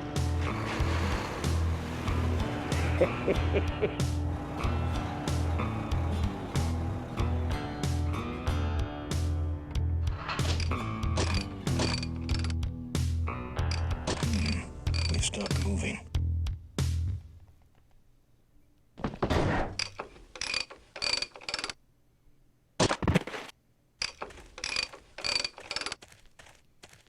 Problem with your truck? Loose hose, nothing big. I already pulled your bike out. It's sitting right over there. Well, nice knowing you. Gotta hit the road, you know.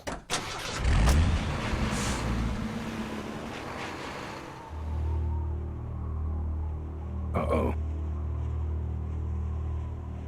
He did have a fuel leak, and he took my fuel line to fix it. That trucker's gonna die for what he did. Won't work without a fuel line. So we're back to finding parts for the bike again. Not necessarily the most original problem to find ourselves in with the game, but the bike is as much a character as Ben. So we will see what we can do inside the Mink Ranch. I don't have anything. And here we get to learn a little bit about Maureen. That's the insignia of the vultures. I can't believe Mo used to be a vulture. But then again, how else could she have gotten that recoil booster?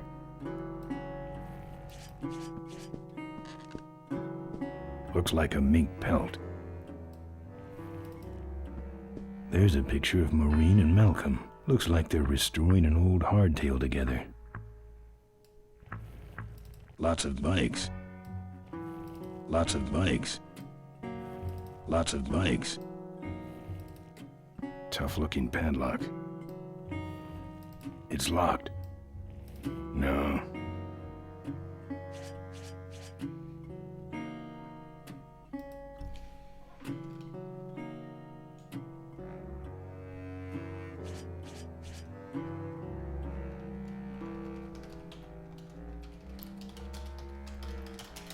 Sorry guys, just got a quick private message. Thank you very much, Private Messenger. Oh, come on, it's Maureen's property. Alright. Not going back that way. Too many cops. So let's see if we can open the door. Now, do we put our lips on the crowbar, Lady Dow? Shoot it? The barn's locked.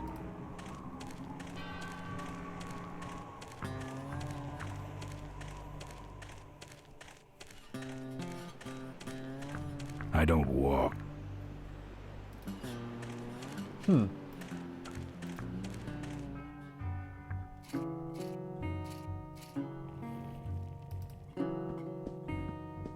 This must be the window Maureen stared out of as a young girl, dreaming of her life repairing toasters. Alright.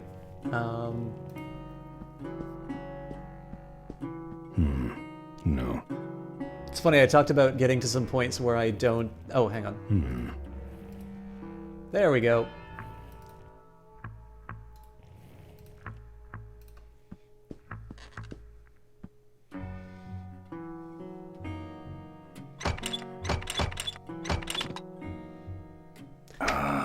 Junk. And a hose I can use on my bike. I don't think Mo would mind if I borrow him. Mo? Ulster Fighter, thank you very much for that follow.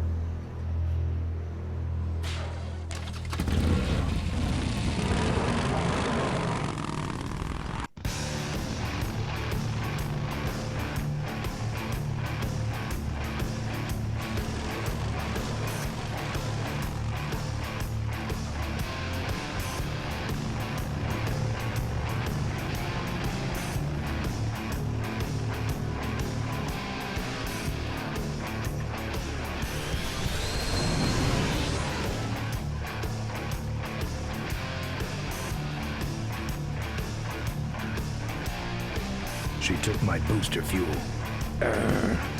Why is she running from me? She must think the whole world's against her. I think I know how that feels.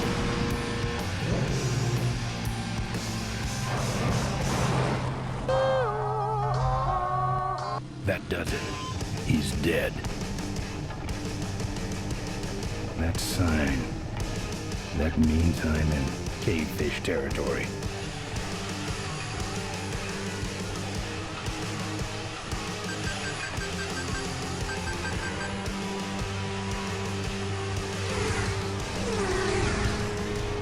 Cavefish.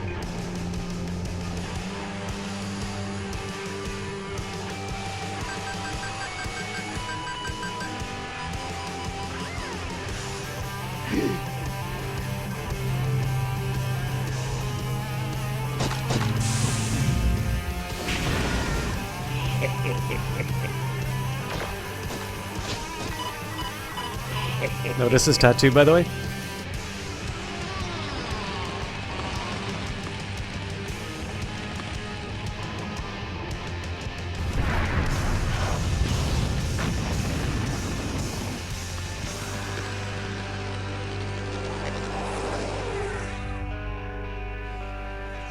This cargo is worthless. We have been tricked, my brothers. Back to the cave.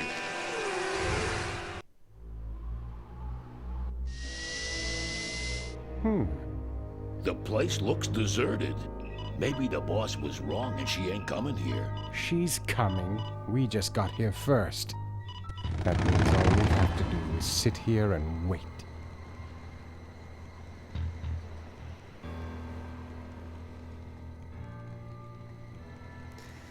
Okay.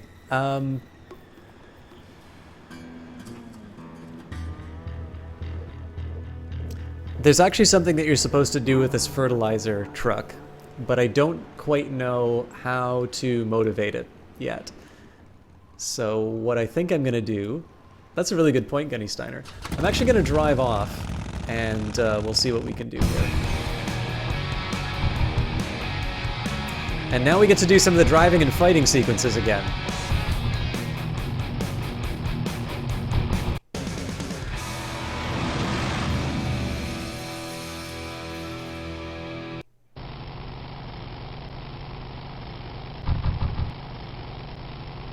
So this is a little bit like the LucasArts game Rebel Assault almost. But I'm trying to get to a particular character who's going to act as a little bit of a mentor for us and explain the upcoming sequences. Father Torque. I haven't seen you since you retired from the Polecats. Hey, Ben. How's my gang doing? That's a long story. What are you doing out here? Well, retirement's pretty boring, Ben. So I thought I'd come out to the old mine road and look for trouble. You're picking fights? That's what the old mine road's for, son. Father Torque, I need your help. The gang's in jail and the law... Ben, I'm not the leader of the Polecats anymore. You are. Can't you see I'm on permanent vacation? Any fighting tips, Torque? Ah, Ben, who's tougher than you? Nobody, but those rod wheelers are uglier. They're none too bright either. I'm sure you can handle them. So that was a tutorial fight that we basically went through. The vultures are quick, and they're nuts. The ones with those boosters are hard to whip. Just remember, Ben, it's not about muscle, it's about timing. What's up with those cavefish, man? Watch out, Ben. They're not out here for sport. They hijack big rigs. It's part of their religion. Don't get in their way. They're blind, cold-hearted killers. How do the cavefish ride if they're blind? Well, they're only blind because they wear those special goggles to shield their sensitive cave-dwelling eyes. Special sensors in the goggles pick up the dots in the road and other large objects and landmarks to help them navigate. Kinda trippy, huh? You know any way around Cuyahoga Gorge? Around it? It's miles and miles long, Ben. What's the matter? Don't like bridges? It blew up. Ooh, sorry I missed that. Well, you could jump it, like Ricky Myron. Cavefish got his ramp in their hideout, you know. Where is the cavefish hideout exactly? Somewhere on this road. The entrance is totally invisible unless you got those weird cavefish specs. Can't talk anymore, Ben. Eating too many bugs. Well, take it easy, Father. Give him hell, Polecat. So this has basically told us a little bit about what we need to do in on the Old Mine Road. So it looks like our first fight coming up is a cavefish. Now we're going to try and get the goggles off of them. And I think we do that with the tire iron, but I'm not 100% sure. Can't reach. Can't reach.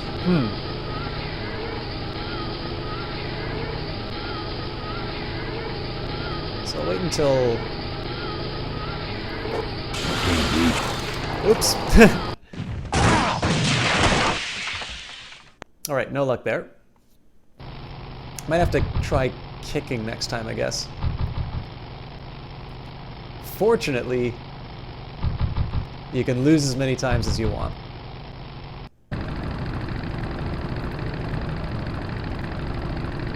You like choppers, huh? How about this chopper? Ha ha ha! Yeah! Take that! Oh yeah! So there's a way you can steal the weapons. I'm just not 100% sure on...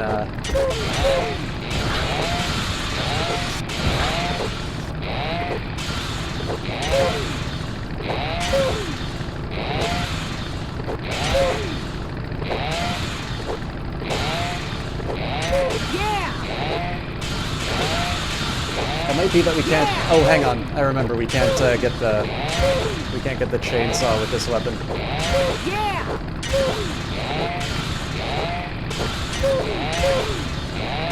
Also, this fight's taking longer than I remember.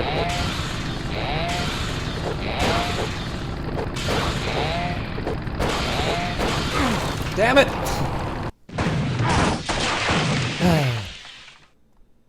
Alright. 0 for 2. And we've got... Let's see. I think this is a guy with a chain? Aggressive little wart, ain't you?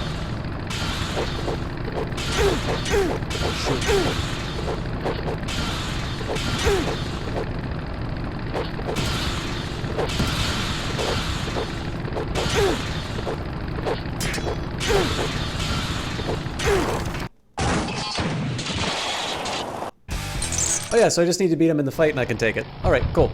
So I believe the chain will actually allow us to take items from people. The lady with the chainsaw? I don't know, I'm pretty sure Jess could kick my ass. No, I'm not even pretty sure. I know she could kick my ass. Now the remaster actually gave you a way of skipping these fight scenes if you want. Is that a pre-regulation destroyer class solid fuel recoil booster you have there? Why, yes it is. Ta-da!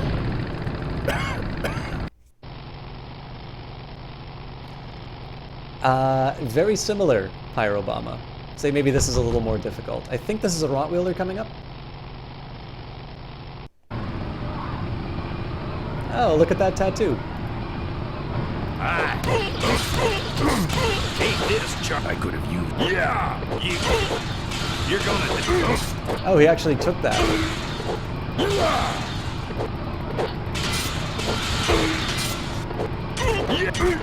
Now I'm mad. Alright, maybe the spiked skull is how I steal stuff? I can't remember.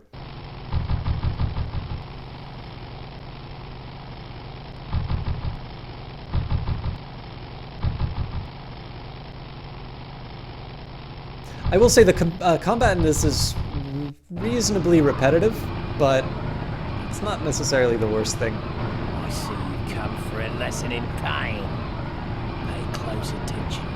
This will hurt. Is that all the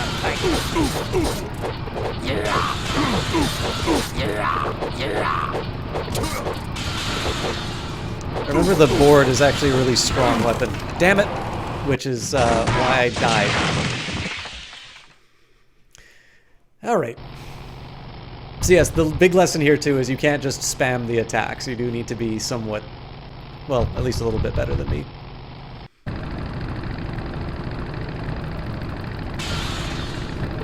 slack jaw, sissy?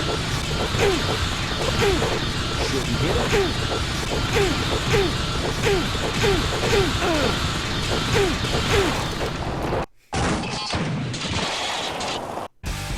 Got my chain back.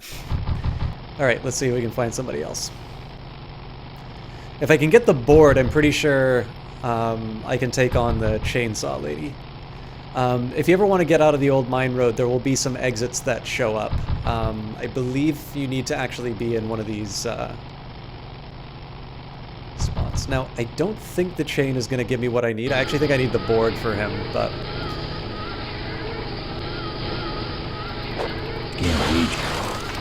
Damn it!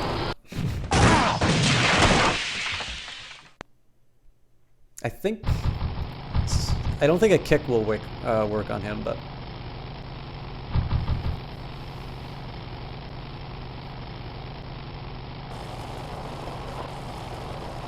Alright, I think this is the guy with the fuel booster. What's wrong? Lead divers? Suck nitro, snail bait! Yeah. Either need the chainsaw or...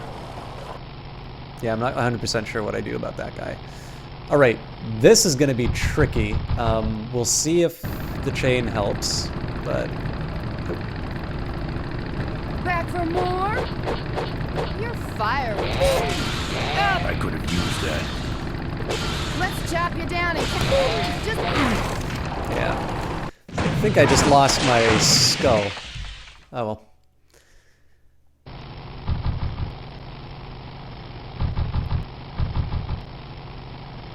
I remember the first time that I did this, I just kind of lucked into the right order of things. I think the only thing I had difficulty with were the cavefish and the booster guy.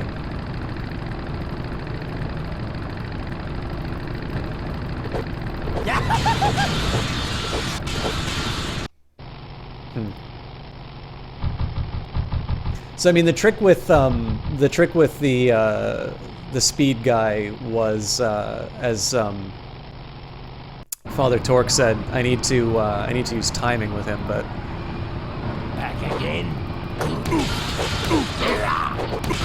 Ah, Jesus Christ, he does a lot of damage.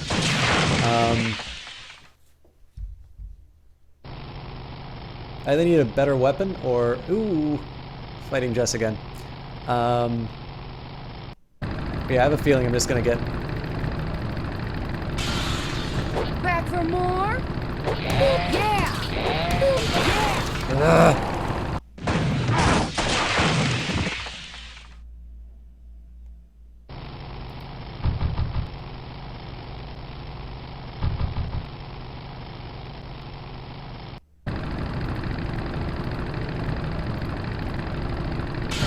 You drop anchor or something? Gotta run. Yeah. I guess in the worst case scenario, if I can't figure out the fights, I can always wiki them, but at the very least I want to get the weapons I know I can obtain.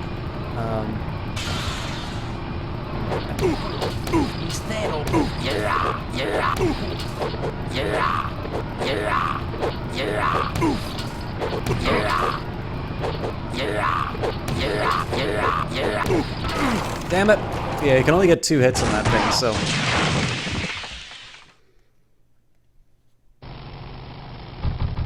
You basically can get one hit on the chainsaw, 1 hit on with the board.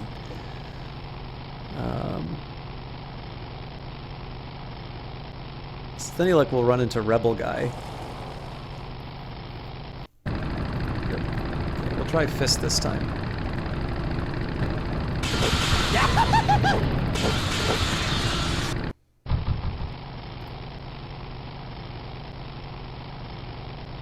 What may also be the case is it might be a bit of a rock, paper, scissors game, so it seems like the chain wasn't getting damaged by the chainsaw, but the spiked skull did. So, I think this gentleman might have the spiked skull. Nope, he is the one who causes us a lot of trouble. Is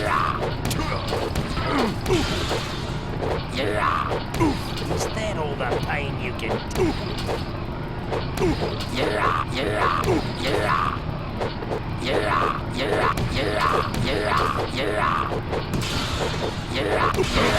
Jesus Christ. I just want the spikes. I'm pretty sure if I can use the spiked skull on that guy, I can... Jesus Christ.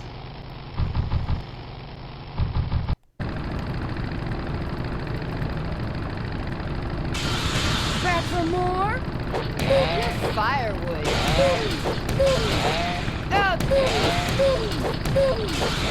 Yeah! Take that!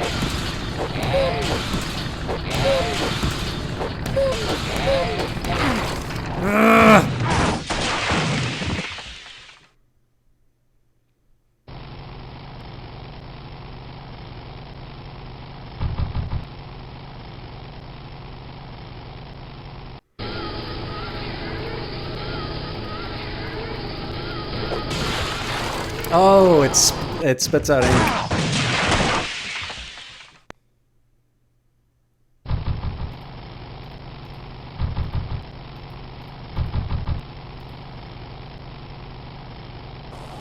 You guys are being very patient with me for this, by the way. Alright, I think this is going to be the guy with the board again, unfortunately. Yeah.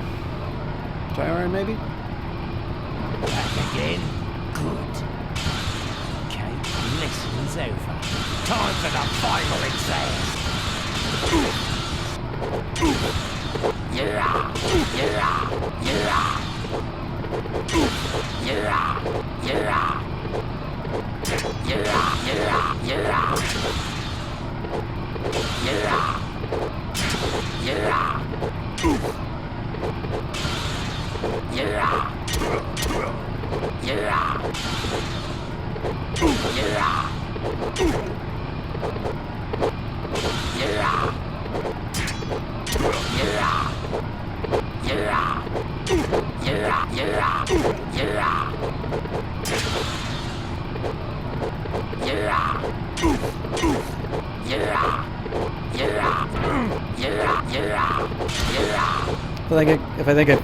I think if I get hit one more time, I'm done.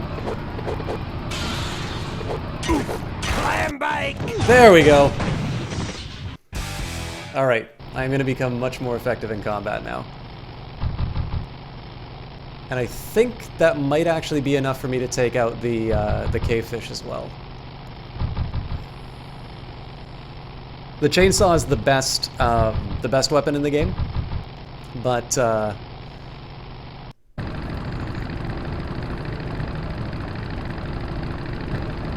You drop anchor or something? Gotta run. Nope. Okay.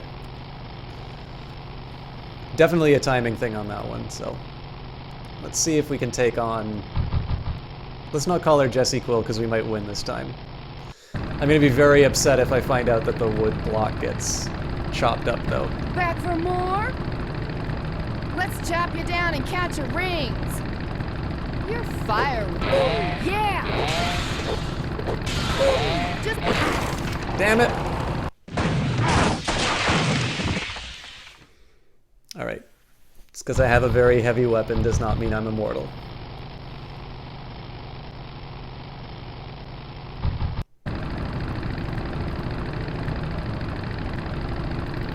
Wow, are you really a polecat?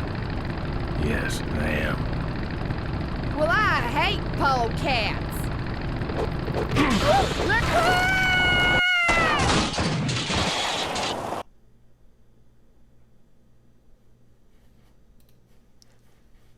All right.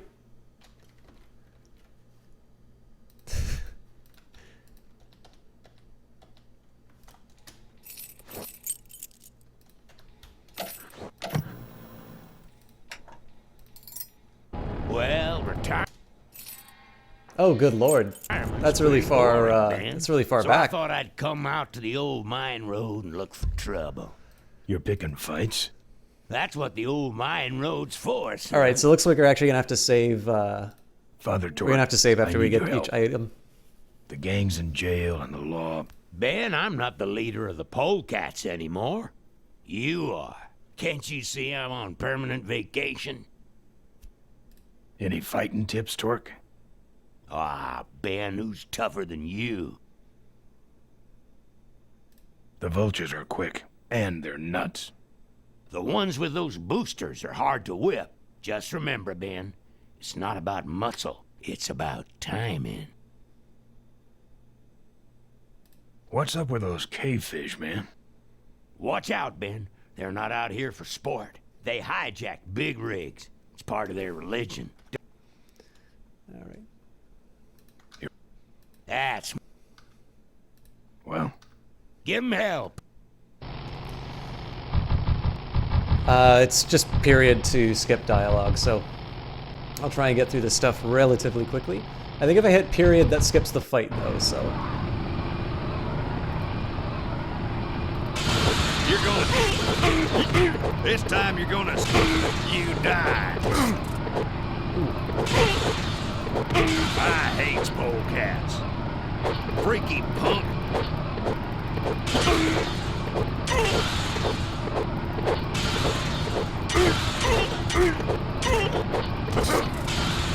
Now I'm mad. Okay, so we can use this on... I think everyone but the chainsaw lady. And... okay. So I hate to do this, but I'm going to exit the I'm gonna exit the area just so I can save.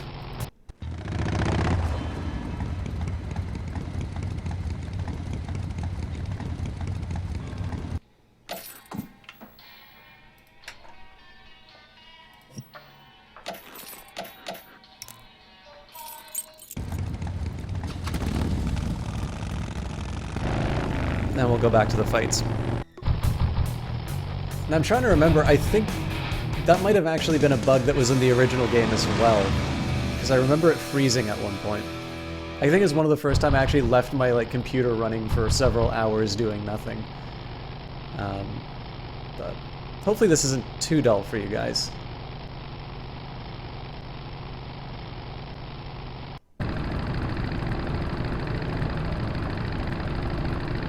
Say there, is that a re-regulation destroyer-class solid fuel recoil booster you have there? Why, yes it is. Ta-ta! I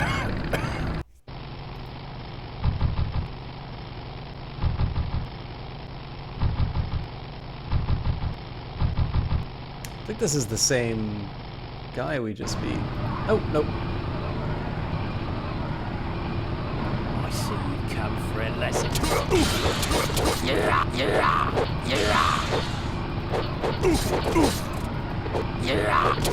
that all the pain you can dish out?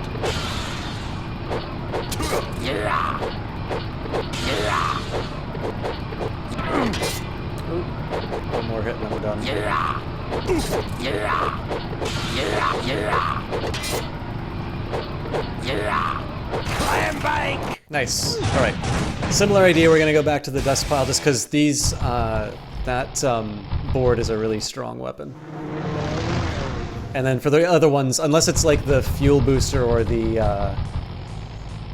if it's the fuel booster or oh, I might have just screwed up big time. If it's the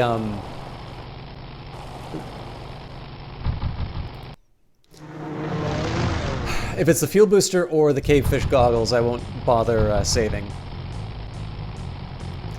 So basically, Pyrobama, you need to get some items. In particular, you're looking to pick up the fuel booster and the cavefish goggles.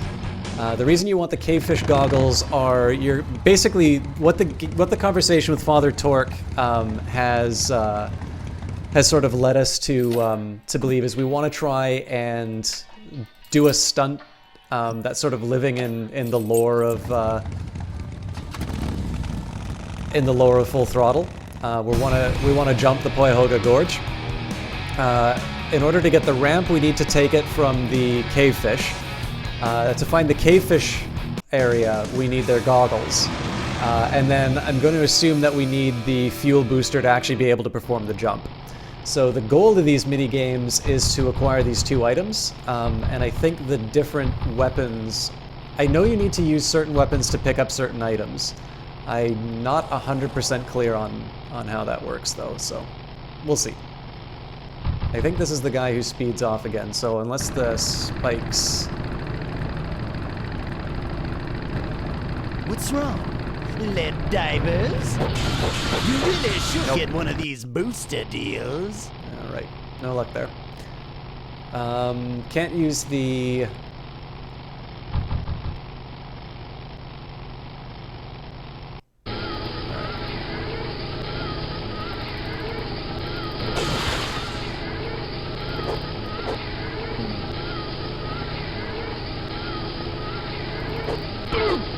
There we go. Got the goggles. Not going to use them yet, although I am going to exit just so we can save those. So there's an example, Pyro, of what the of one of the things that you need from the minigame.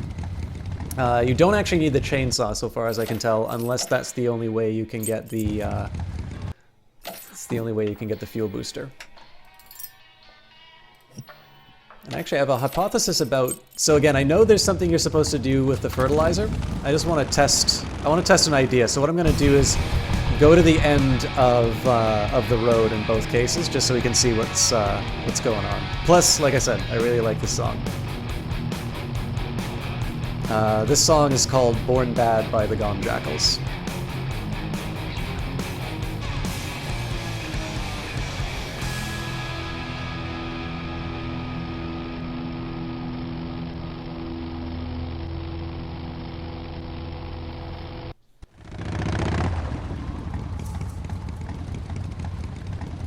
Alright, so this is where we're going to try and jump. Something tells me the bridge...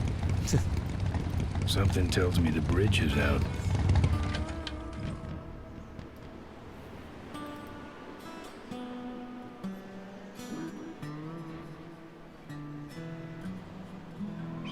Something tells me the bridge is out. No. Not a whole lot we can do here.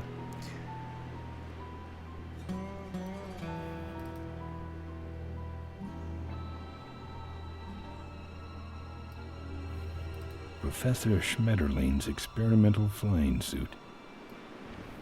One of the gorge's many casualties. Ricky Myron's infamous gorge jump. This is the last picture ever taken of Professor Schmetterling. Notice, jumping the Poyahoga Gorge, although tempting, is highly illegal and dangerous. We recommend the recently constructed Poyahoga Gorge Bridge for transgorge travel. Drive safely.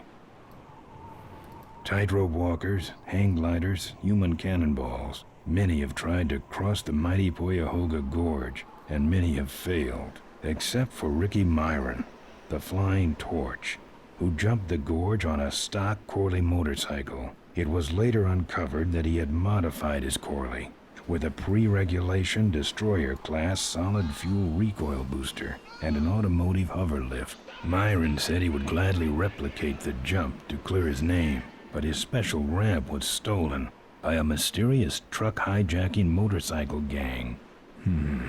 Recoil booster and a hover lift, eh? Thanks for the tip, Rick. You're right, though. I'll need that ramp. Guys, Kitch22 is hosting us, a wonderful caster, currently in Singapore, and a partnered streamer, definitely a really big caster, much higher caliber of individual than we're used excuse me, used to having around these parts. Kitch, I hope you are doing well.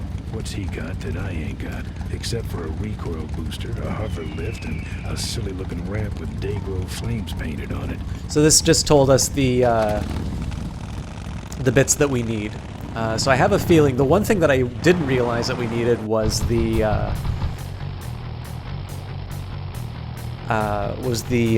hover lift. But I have a feeling I know where we can get that. I don't know if Kitch is in here, but welcome everybody who came from Kitch's channel. I know if you like adventure games, Kitch actually did Indiana Jones and the Fate of Atlantis, which I got off of GOG, where I have this game as well. And I have a feeling that if the mood takes him, he might play this one too. By the way, if you guys want a reminder what this game looked like in 1995.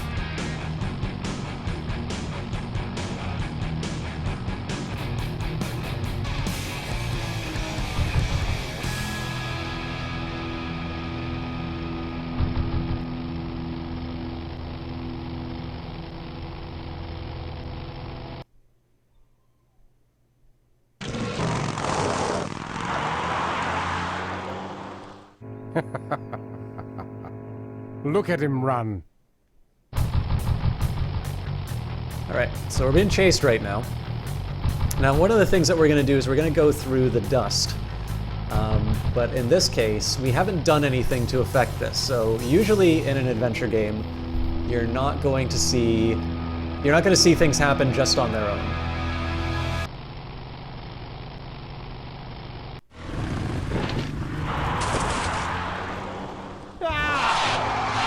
Watch it. Right? So whenever you see something like that happen, that's a bit of information, right? When you're stuck, kind of like I was with those fights, you want to try and find the information that you can. In this case, that means reading the sign. Here, it's a matter of looking at the cutscene. A little bit like playing Dark Souls, where sometimes in the opening cutscene or in earlier parts of the level. How many hours is this? I'm not too sure, Gunny Steiner. We've been casting for 2 hours, but in reality, it's probably been only 90. It's only been 90 minutes or so, and we're probably about a third of the way through the game. Cavefish. Right. So we gave him a slip. But what we're gonna do now, well, I guess we're gonna take on Chainsaw Lady first. See if I got what it takes. You like choppers, huh? Just for that, I'm taking that arm off. Yeah! Take that! Let's chop you down and catch your rings. Damn it! Conservative estimate, Gunny Steiner, I'd say probably it's maybe 5 hours. I'm not sure though, but I hope to have it done in one cast. All right, so we caused them some trouble when they went through the fertilizers. So what we're going to try and do is push over the semi-trailer and add more dust on the ground. By the way, guys, would you be interested in a second playthrough where I turn off the voice acting and I do all the...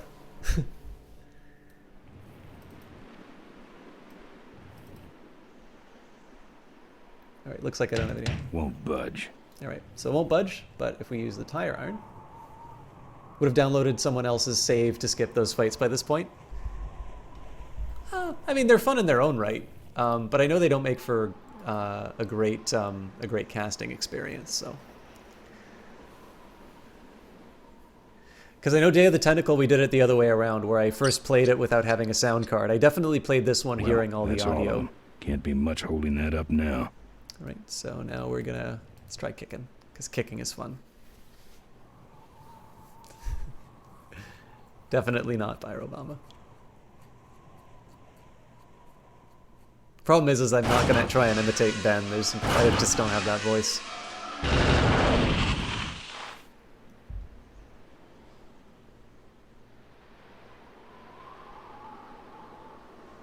So basically, we've concentrated more of the fertilizer in a more narrow place, and the idea here is to try and make Nestor and Bolus crash so that we can take their hover. 1-4, how are you doing? And actually, just because I have some stuff that I want to do, we'll do one more save. So the only other reason I'll save is if I get the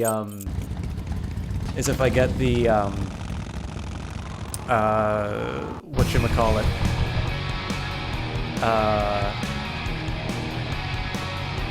if I get the solid fuel booster.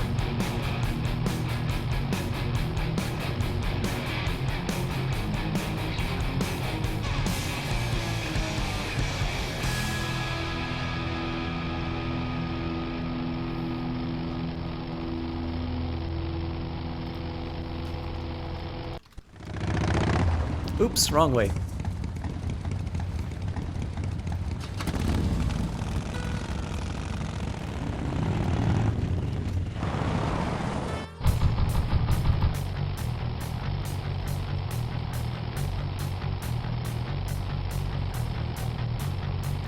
Yeah, sorry, Lady Dow. This song is called Born Bad by the Gone Jackals.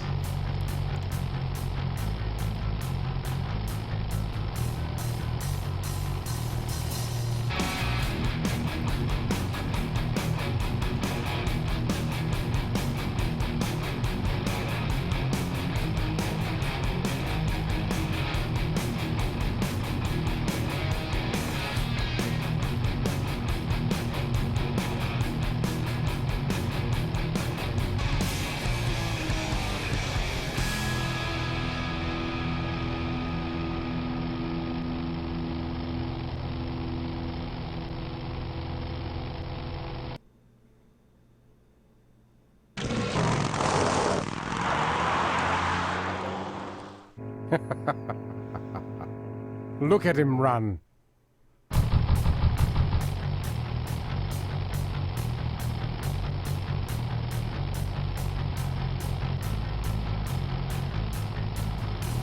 Also, this song will play in the end credits, I believe.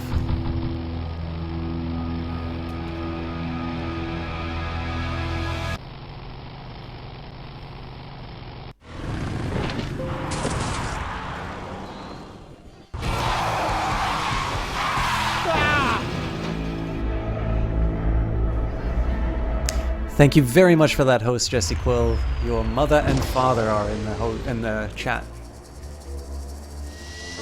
Boss, it was Nestor's fault. Get in quick. I have a plan. We're going to lure the Corley women out of hiding with a bike. Boss, she already has a bike.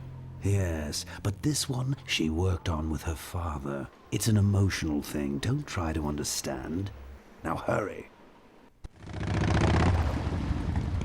Okay, and actually, I think I remember... I have an impression I actually forgot to get something special at the fertilizer dump. So there's going to be 2 stops that we make.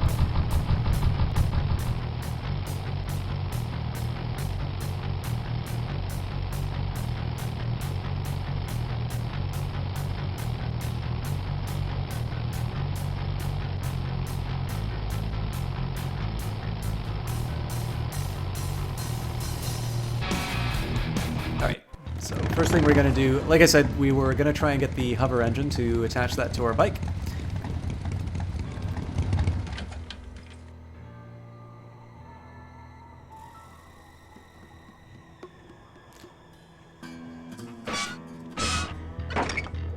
The nice thing here is that the game didn't take away the ability to do puzzles. What it did do was it it told you what you needed to get and then left you... that was Looks indeed... okay for an aftermarket part. Snugs and Hugs, that was indeed Mark Hamill's voice, who's playing Rip Burger. Sounds a little bit like his Joker. But yeah, so the game would sort of tell you what you needed to get if you read signs and things like that, but it was still left to you to figure out what you want to do. Now, if memory serves, you actually can take a handful of fertilizer. Maybe I'll just take a little. Got it. Okay. I know how we're going to beat the chainsaw lady now. Now, I'll be honest with you, that is not me sitting down thinking about how to solve a puzzle. Oh wow, we're apparently halfway through.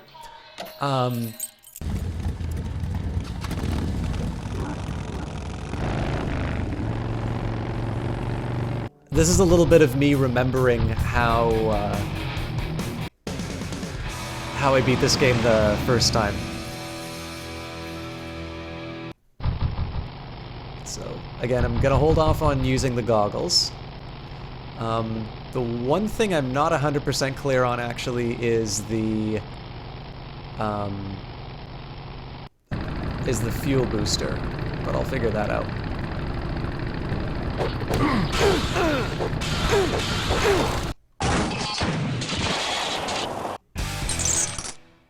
Got the chain.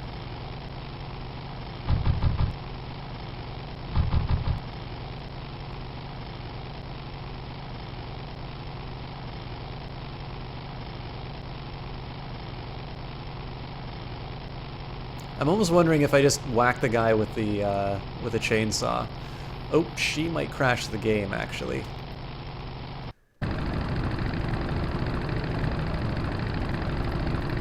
Wow, are you really a polecat? Yes, ma'am.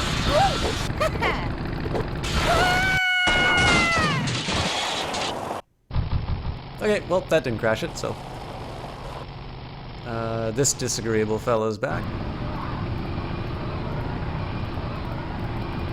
Back again.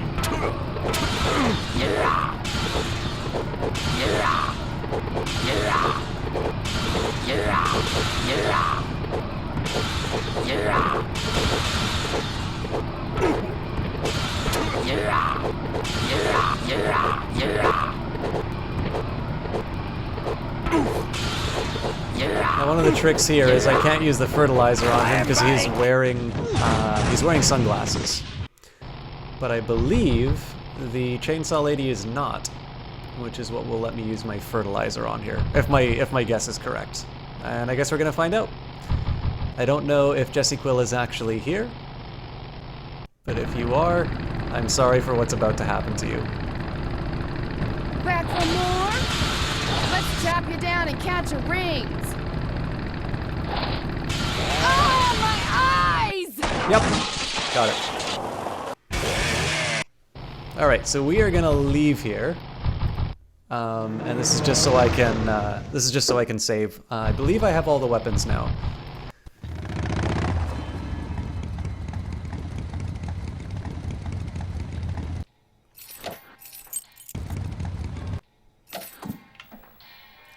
Now, one of the things that's worth mentioning about the chainsaw is that technically you do not actually need to solve that puzzle to be able to win. As you can see, you need the board to be able to hit the cavefish. But as you can see, I could actually get that board through conventional weapons, but it is definitely a lot easier to take out the big guy with a chainsaw. Next step, I'm going to wait until I run into one of the vultures, which I believe he's coming up. I'm assuming he's a vulture. He might just be a guy with a... Alright. You drop anchor or something? Alright, that's not gonna work.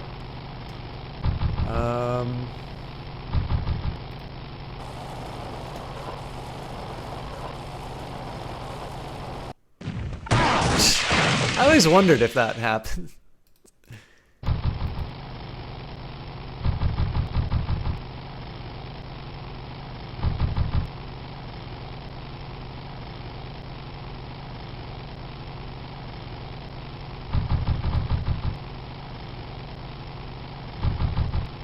think that's the guy again.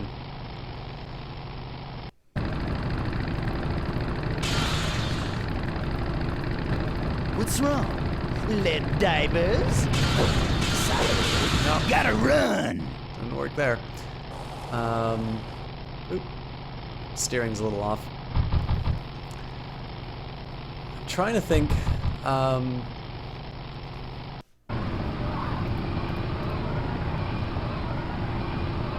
Hey, it's my old friend, what's your name? Glad to see you all rehabilitated. My knuckles were starting to itch. That's what the chainsaw does.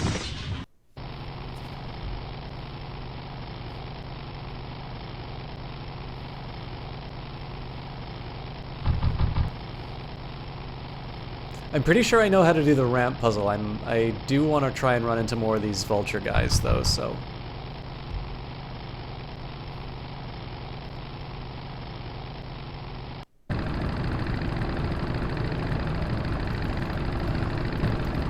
What's wrong? Lead divers? Yeah, that doesn't do anything. Sorry. Gotta run.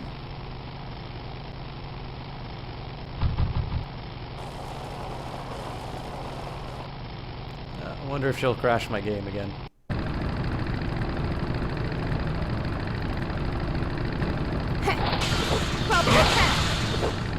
You poke.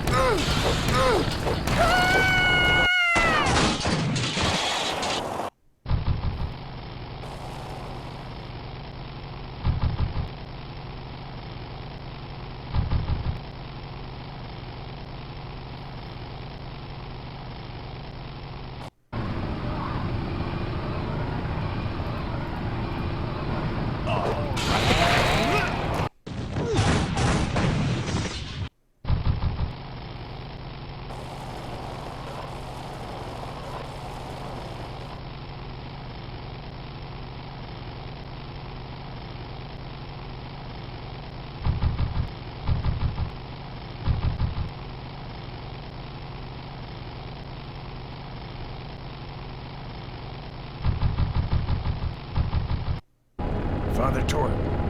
Oh, him again. Okay, I think I get rid of him if I exhaust his dialogue. Hey, so. Ben. Any fighting tips, Torque? Ah, bit. There. Sorry about this, guys. Well, how do the cavefish ride if they're blind? Well, they're only blind. And other. You know any way around Cuyahoga Gorge? Around it?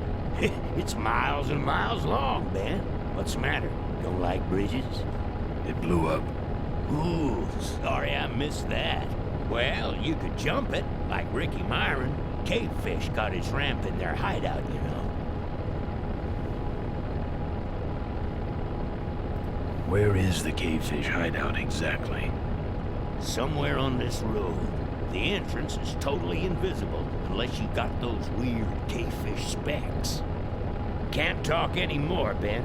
Eating too many bugs. Well, take it easy, Father. Give him hell, Polecat.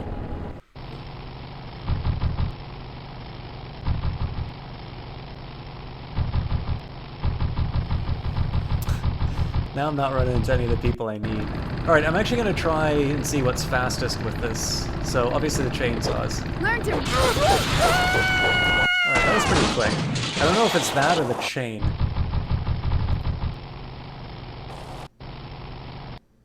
Nope, not quite ready for that yet.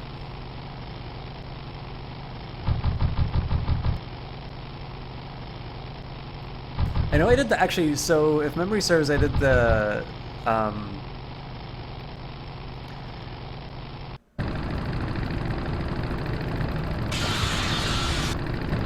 You drop anchor or something? Oh, I get it. You're supposed to yank him off That his should bike. have a couple of good boosts left in it. Alright, okay. I sort of see where they're going with that now. Okay, so last thing that we need is, the cavefish.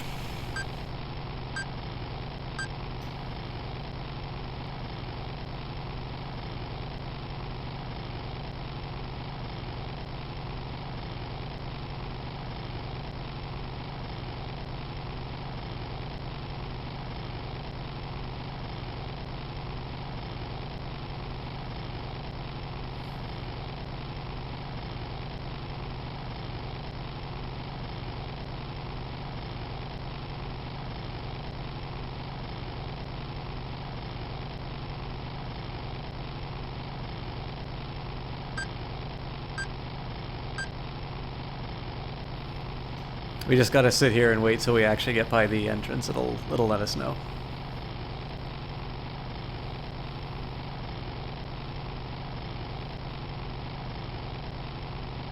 Unless it's not on the old mine road. I thought it was. We'll give this one more pass. So I think we've already been under this this area, but next exit will. Okay.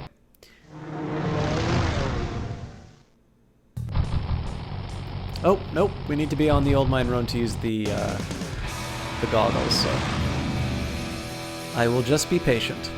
One of the nice things about the goggles are if there's a fight that you don't want, you can actually enable the goggles and it'll basically get rid of all the people on the road.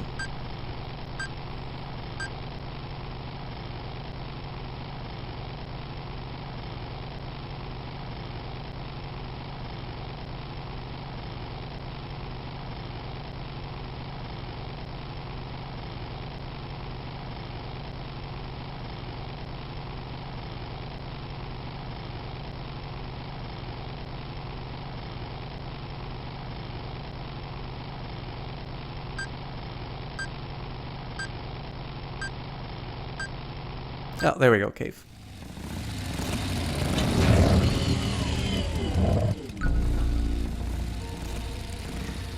Okay, now there's a puzzle here, but I'm not... Again, I don't like solving these things kind of as if I just suddenly divine it from the heavens. So what we're going to try and do here is find Ricky Myron's sort of... what you call it? His board for jumping.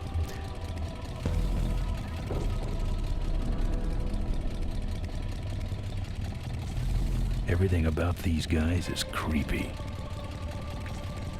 I'm not putting my lips on that. Don't think I'm getting in there. Fortunately, we don't need to get in there.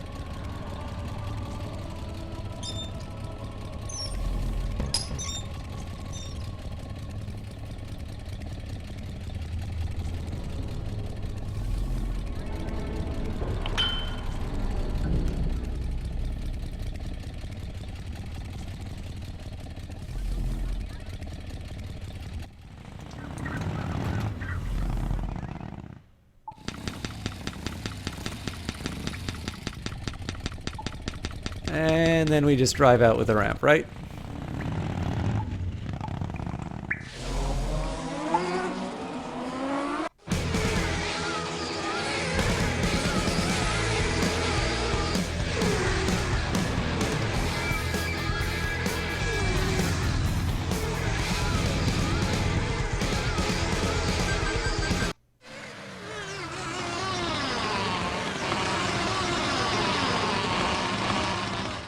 Where'd he go? And who was he? My brothers, we have been visited by a spirit. The spirit of Ricky Myron, come to reclaim his ramp. Why did he leave it here? He can't use it because he is a spirit. He is only expressing his anger, which we must honor. Oh, angry spirit of Ricky Myron, we honor your rage. But for now, the ramp must go back.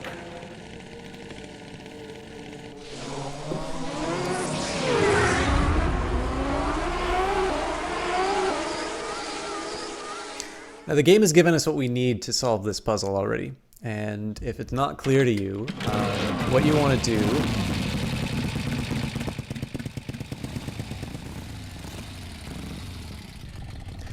do is pay attention to what happens when you take the ramp off, and remember what you talked about with Father Torque.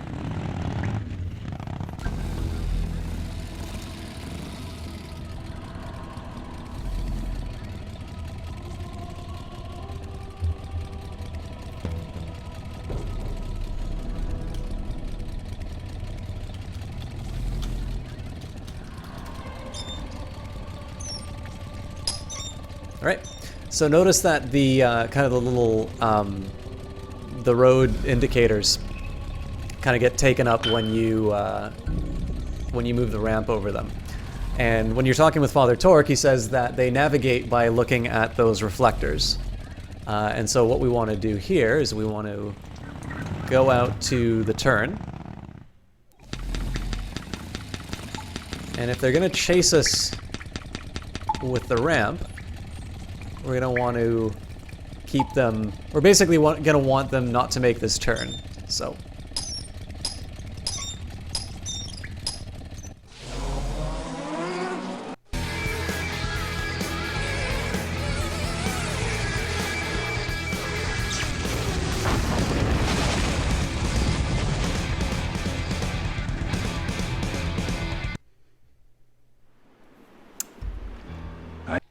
Oh, damn it.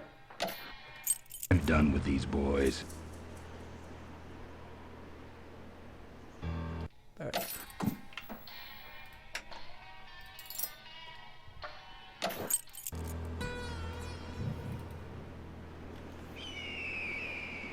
Looks good where it is.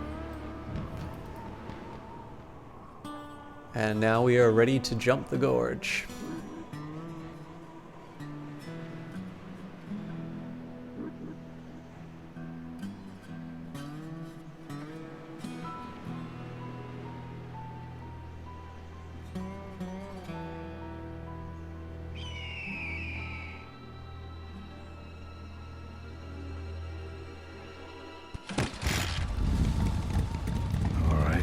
Modified my bike enough.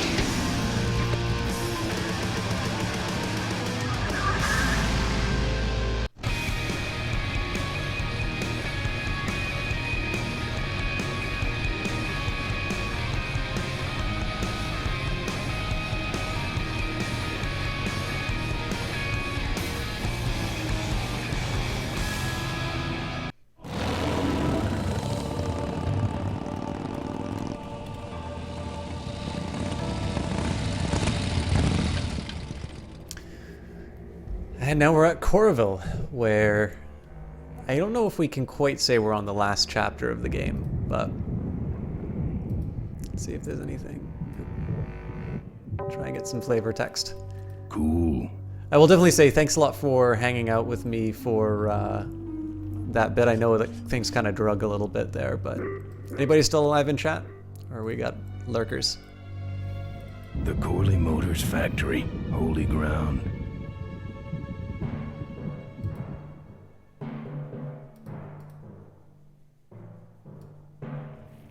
Hey, we got a few people. Excellent. Thanks. Souvenirs here. We got your hats. We got your pennants. We got it all right here. Official Corley Motors merchandise. Drive your own derby car by... What can I get you? Why all the lights down here? We got a demolition derby tonight. First prize is a vintage Corley hardtail, completely restored by the old man himself. Yep. So the prize of the hardtail is presumably the bike that he and his daughter worked on. What's this big arena doing way out here? Corley built the Smashatorium so his employees could have some wholesome entertainment nearby. He sure took care of his employees. I got no idea what's going to happen to us now that he's gone. I'm looking for a good souvenir. Well, good souvenirs is all I got. What can I fix you up with? Something small, furry, and yellow. Sorry, this is the only set of teeth I got. Dang, there goes another one. Oh, hey, Object in Space. I don't think I've said hi to you yet. Thanks, guys, for... I mean, I wouldn't end the stream or anything like that. Just a little curious if there's a pulse sometimes. How about that little car there? It's small, but it's not cheap, my friend. You better just take it for a test drive to make sure. Bunnies, and plenty of them. You want bunnies? I got your bunnies. How much you got on you? Can I I just take them out for a test drive? I think you may not be ready for the kind of commitment that comes with a Corley Bunny value pack. Sorry, son. Those shirts come in extra large?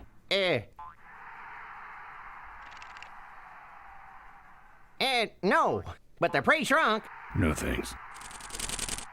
What do those pennants say on them? Can't beat a Corley, they say. Kind of ironic, actually, considering how he died. Still, look great on your bedroom wall. The walls. My bike is my home. We could set you up with a little pole so you could make a flag, you know, for your back seat. I'll think about it. Do you actually have any money? As much as I need.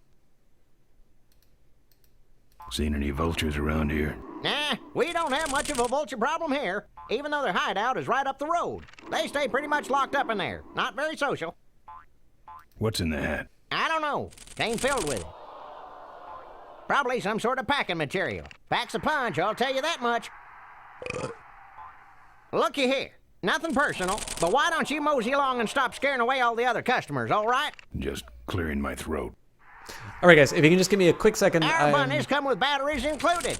Gonna get lovable little bunnies. I'm gonna leave you with this merchant. I'm just gonna grab a quick drink, and I will be. I'll be back in we got just a your second. T-shirts here, all sizes and colors. Fill our handy beverage hats with your drink of choice.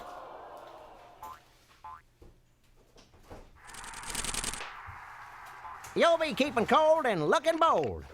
You, big feller, come give our derby car a spin. Souvenirs to remind you of your special Smashatorium adventure. Buy your kids a bunny so they'll shut up on the long drive home.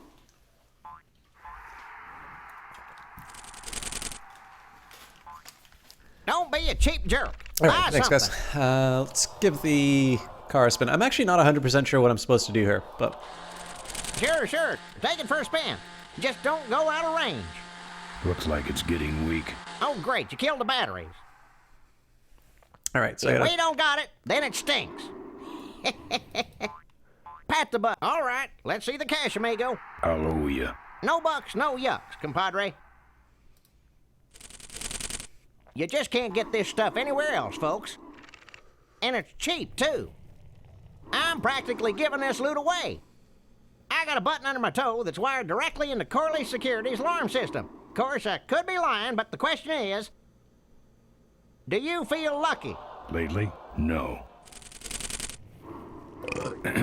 Looky here.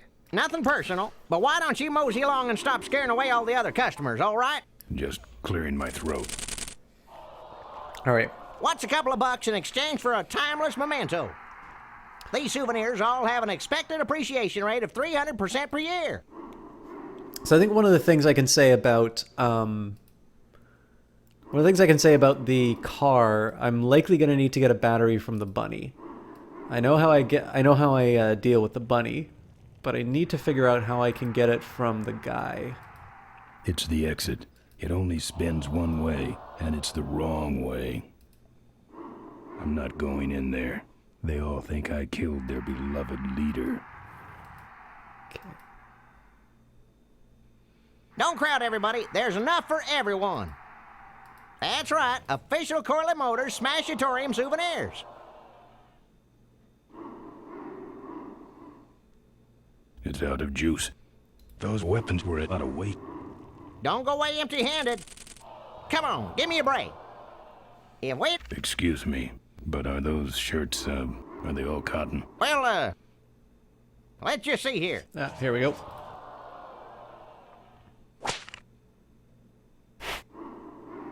%100% cotton. Oh, that's too bad. I'm allergic to cotton. Don't go away empty-handed.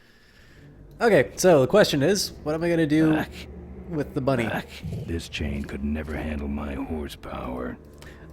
They said the vulture's lair was nearby, so we'll go check that out. Again, this is sort of the way, in terms of an adventure game, the one thing that you don't want, like the worst way to play this, even if the puzzles get frustrating, even if the puzzles get frustrating, you usually don't want to walk through just because it makes these things tragically short. But right now we seem to have kind of dealt with what we can do right there. I've got a hypothesis that we need a battery for the car. So what we're going to see is if there's anything in the vulture's lair that can help us out.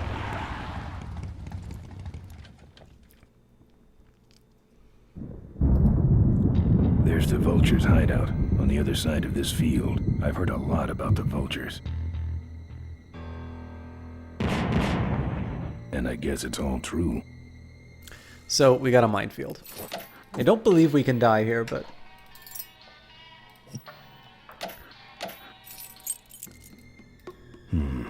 No. I don't want to set off any of these boys. I'm not putting my... So...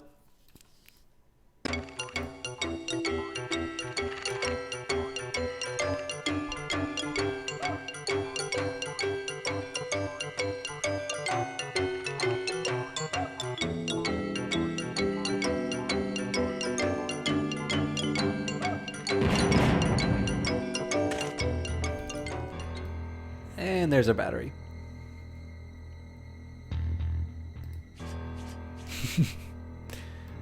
I don't want to set off any... No. So you notice too that the bunny's given us a little bit of a trail, but we're going to need more than one.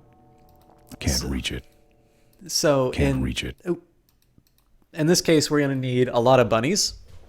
And as he said, he's got a box of bunnies. So what we're probably going to need to do now is use this battery in the car. And likely, we need to somehow use the car to lure him away from his stall.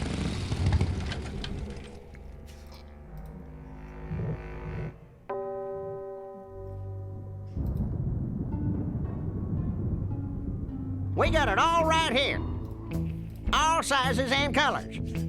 You just can't get this stuff. That should put some life into it. Incidentally, if it's not obvious about the battery Sure. thing... Take it for a spin. Just don't go out of range. The guy says You just that the can't get batteries this come stuff with... anywhere Or the else, bunnies folks. come with batteries. These souvenirs all have an expected appreciation rate of 300% per year. If we don't got it, then it stinks.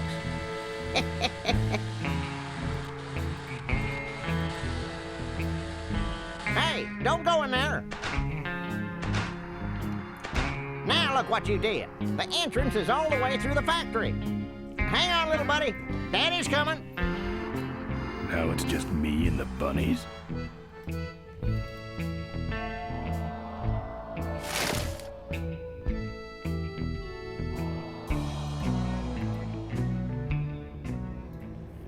It's a whole box of those furry things.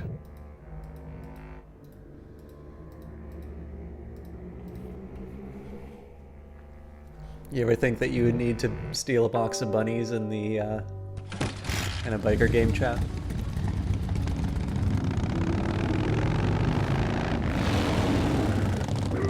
And now we have the moment. It's one of the first where I laughed out loud at a computer game.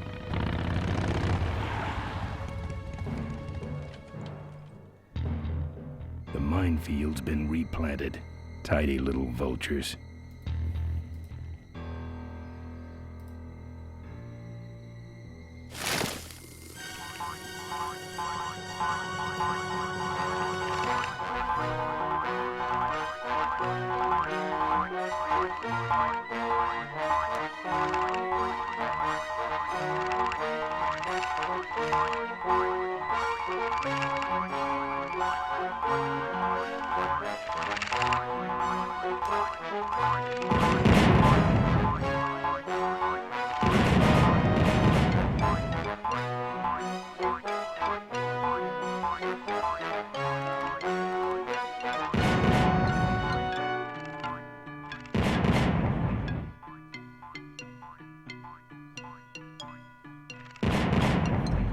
So unfortunately, I don't think this is enough to actually...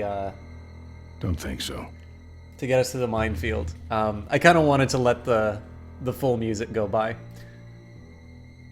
I don't want to set off any of these boys. So what you usually need to do is actually pick up the individual bunnies and get them through. But fortunately, they...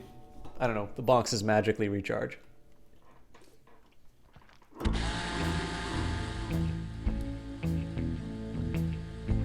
Dang, there goes another value pack.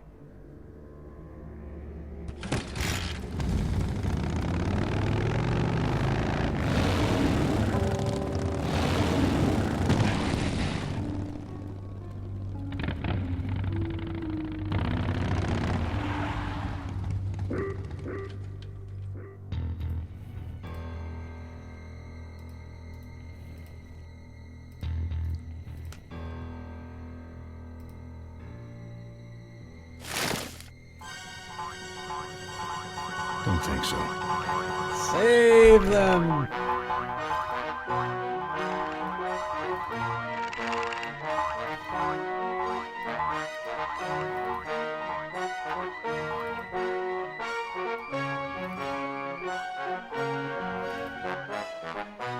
I mean, the one thing I'll say for this puzzle, I think being able to drop the box is sufficient to show that you know what you need to do. I think this might be kind of pushing the patience of the player a little bit. On the other hand, though, you could also say the same thing about the bike fights. Like, the bike fights are a nice sort of disguised puzzle. And again, you kind of want to... Like I said, doing a walkthrough for this is one of the worst ways to play a game like this, simply because they wind up being really short, and as cool as the story is, it's only part of the experience. And sometimes a little bit of the story is communicated through the process of discovery. So the best way to approach something like this, especially if you've never played an adventure game before, is just explore everything, click on everything, sort of see what you can do, and try and exercise a little bit of creative problem solving if that's your kind of thing. And again, these games aren't for everybody, but I definitely think the price is right, and there's clearly a lot of love that goes into restoring these games.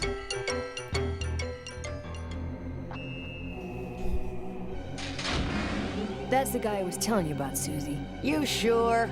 Yeah, that's the guy who killed my father. All right, vultures, rack 'em up. Let's rip him quick. Listen, Mo, you're making a big mistake. Oh, Ben, you're right. We shouldn't do this quickly. We should draw this out, don't you think, Susie? Hey, I got all night. You heard her, kids. Let's draw this out.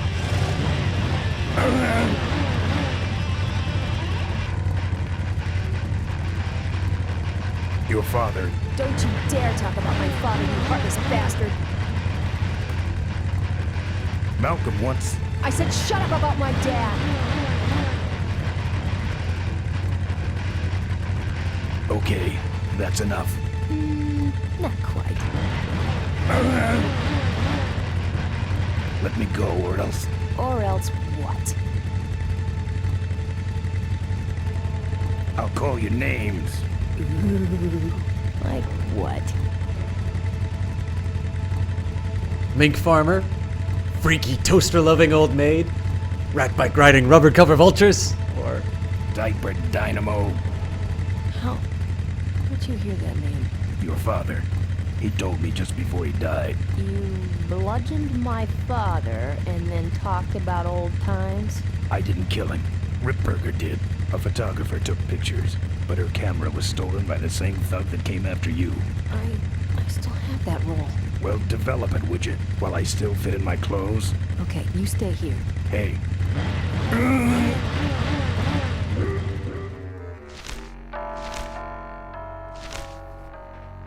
Sorry. Yeah, well, don't sweat it. I'm gonna get Ripburger even if I die trying. No, we have to expose Ripburger at the shareholders meeting. That way, we take him down, we save my gang, and your father gets his dying wish. You take over Corley Motors. Ripburger canceled the shareholders meeting. He made a statement to the press that there'd be no meeting until the murderers were brought to justice. So, no shareholders meeting until we're both dead? That could be arranged. Okay, so here we go. Faking Ben and Maureen's death. Act 1, Scene 1. Adrian Ripburger, in a desperate attempt to lure our Maureen out of hiding, has developed the following lame-ass scheme. First prize at tonight's smash-up derby is a vintage hardtail that Mo restored with her dad. Rip hopes Mo will try to nab said bike on account of her sentimental attachment to it. So Ben and Mo play along, put on disguises, and enter the demolition derby, which ends tragically when their cars explode and both are presumed dead. Question. Please save your questions until the end. Now, the explosives in Mo's car can only be triggered by a head-on collision with Ben's car. This ejector seat projects Mo clear of the explosion, and she parachutes to safety. Don't you think someone will notice her rejecting out of her car? No, they'll all be watching you running around on fire. Yeah, that's another question I have. When your car explodes, you climb from it in flames and run around the stadium distracting the audience. In your cute little asbestos suit, of course. That's some plan. All right then, let's go blow you little darlings up. All right, folks. Hang on to your chili dogs, cause it's time to start. The Corley Motors Smashatorium Amateur Driver Ultimate Destruction Maximum Carnage Marathon. Let's meet our crash cage gladiators. That mysterious-looking hooded figure wouldn't give us his real name. He prefers to be known as the Unknown Avenger. And that's just fine with us, isn't it, folks?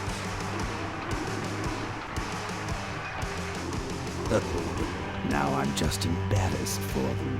Who do they think they're fooling with those ludicrous disguises? And next to him is another masked newcomer. Please give a big Smashatorium salute to the Princess of Pile-Up, Doreen Schmorley. All right, boys. Sick 'em. And finally, we have a last-minute addition to the lineup tonight, a deadly-looking team known as the Boom Boom Brothers. Try and get All right now, are you ready to see some reckless driving? Are you ready to see some unnecessarily violent destruction? Then let the Demolition Derby begin.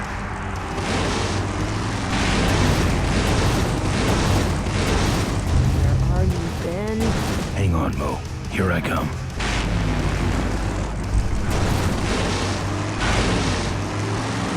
Alright. I'm not 100% sure how to drive this thing.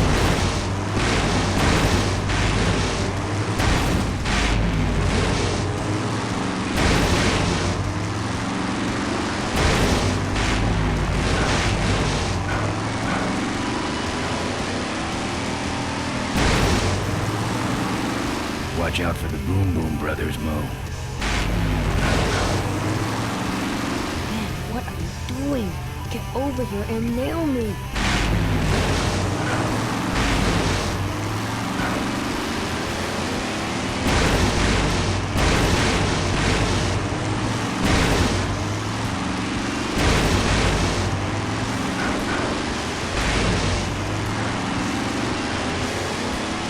I wonder if there's a way... Okay, I think I can control this with the arrows.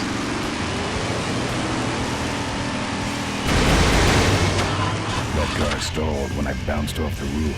Looks like these babies have a glass jaw.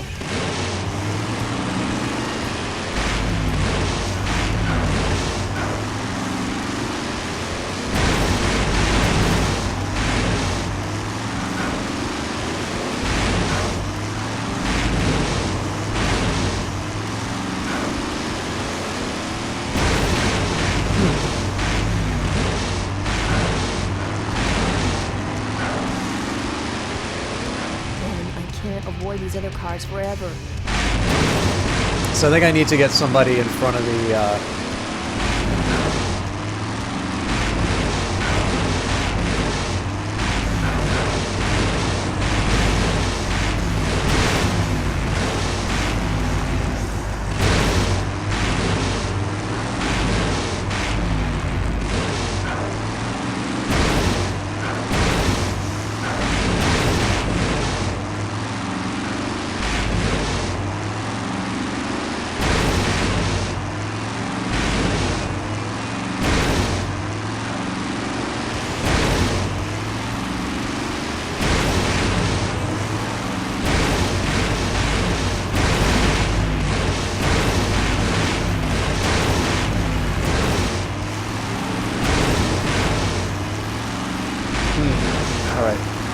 I was gonna try and get that brown car to go near the ramp.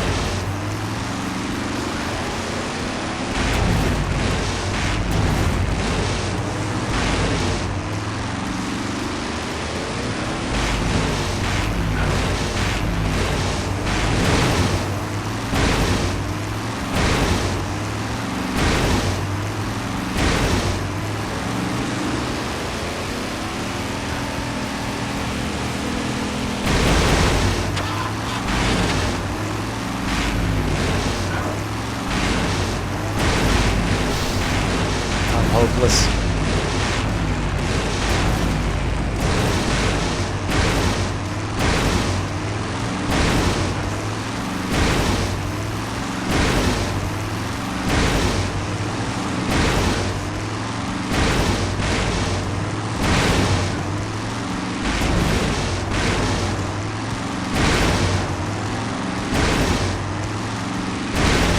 There we go.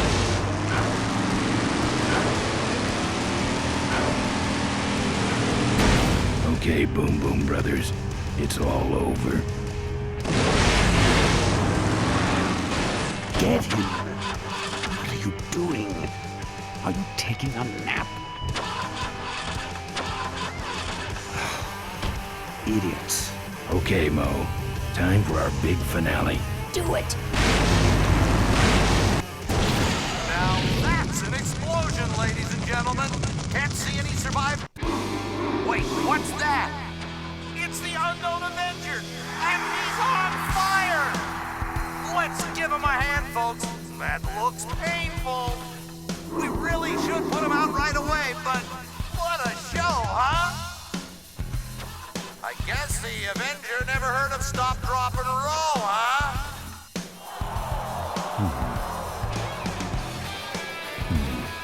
He's the runner and the torch all in one, folks.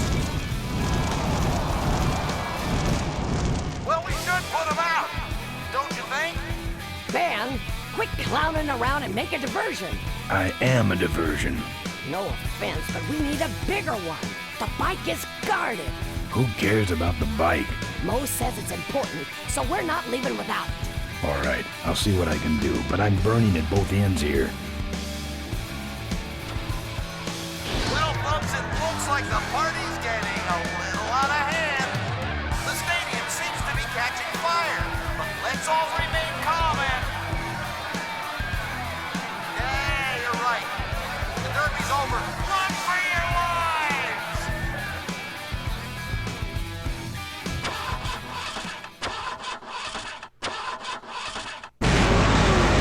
Finally. Now, squish that firefly while he's hot.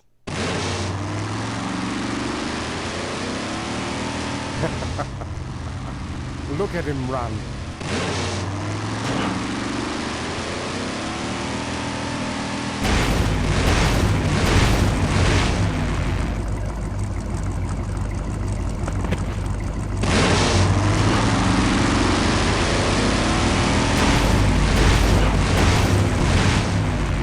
So I'm thinking I run into the fire and make them try and chase me into it.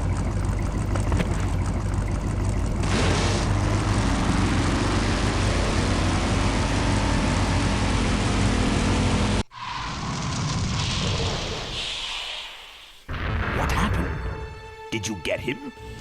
We finally got him, Bolus. That means Ripburger has to make us vice presidents now, like he promised, and give us 10,000 shares of stock each. Funny smell. What's that? The temperature light? Well, on the bright side, I just made 20,000 shares of stock. Time to start the shareholders meeting. So that puzzle's... Where's the hardtail?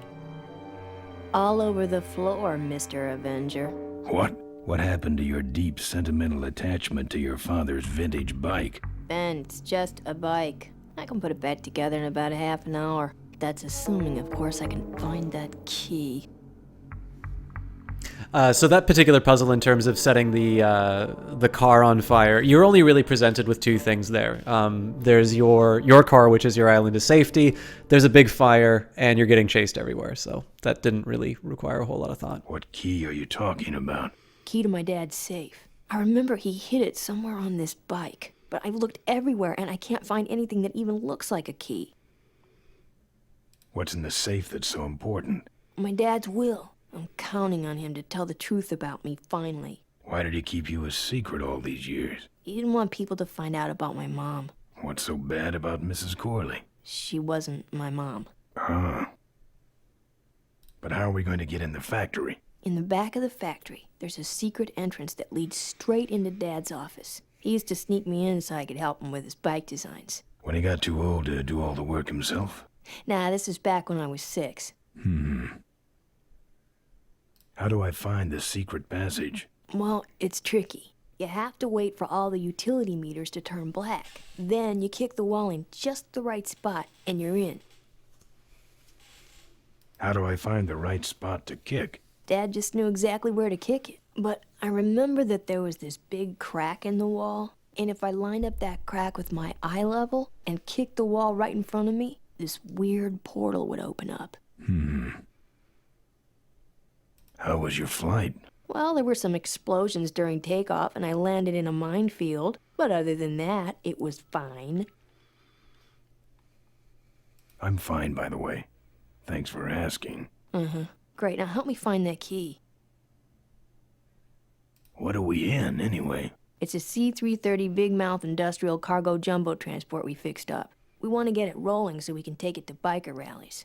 You're going to try to fly this thing? Rolling, Ben. Rolling. This baby's flying days are over, just like mine. Remember that time you tried to kill me? Yeah, we really taught you a lesson. Get it?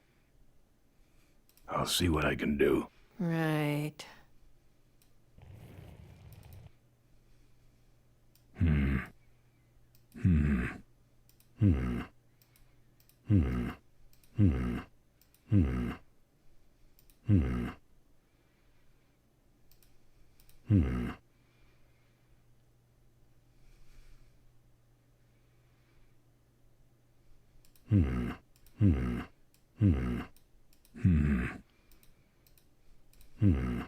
All right, I think what I'm going to do is I'm just going to make a note of all of these, because when he says a key to a safe, I'm going to assume that it's probably the parts numbers. Notepad, where are you?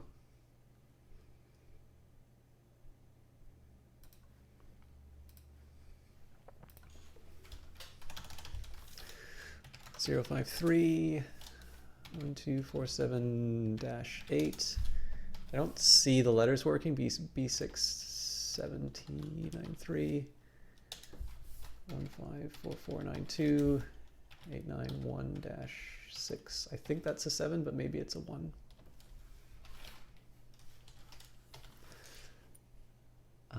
Doesn't look like doesn't look like any of these do anything else. Here, take the photos. I don't want them. Show them to someone important if you get a chance.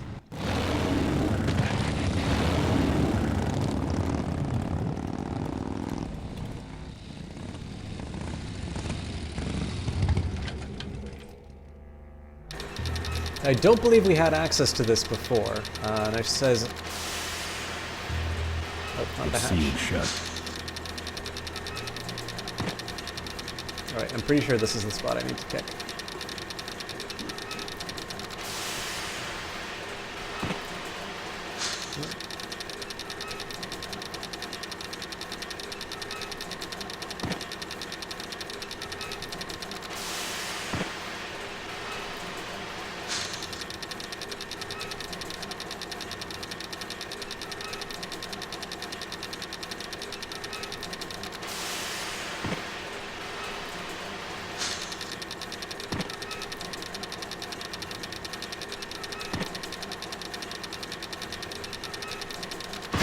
There we go.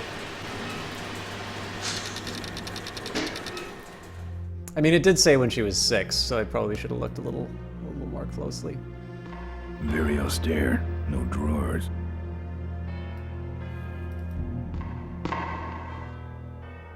Look at that stadium burn. That's gonna take a bite out of the pension fund.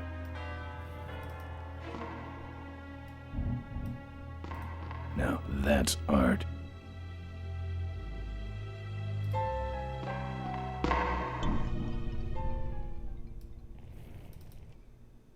This is where you put the card. Okay, so I don't have a card yet. Looks like the meeting started. Was not only an inspirational leader, but also a great personal friend. His loss affects us all deeply. Malcolm and I spoke often of the future.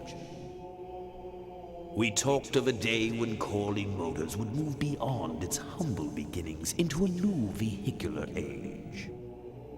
And although his tragic death took him from us sooner than anyone expected, Malcolm Corley's dream remains. And I shall carry out that dream in his memory.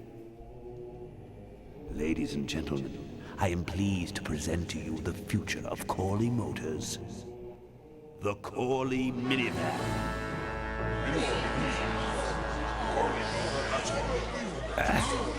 Corley was right. I never dreamed it would actually come to minivans, though. Hey, who are you? How long have you been there? Oh, security! Help! Security! What took you so long? He ran down the hallway. Moving. Okay, so I gotta find some way of getting... Mavis must be saying things. So I gotta find a way of getting rid of Mavis.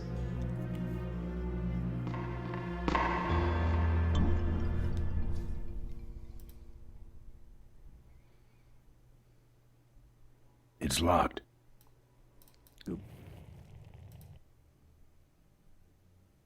I don't want to set off any... Locked.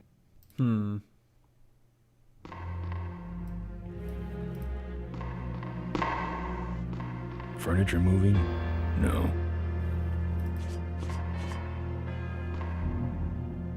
Ah, okay. So 1, 2, 3, 4, 5, 6. 2, 3. Okay.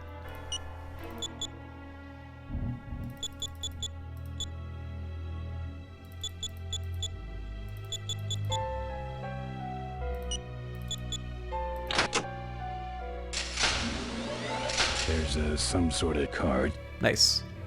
A tape. I sure hope that's Corley's will. It's empty.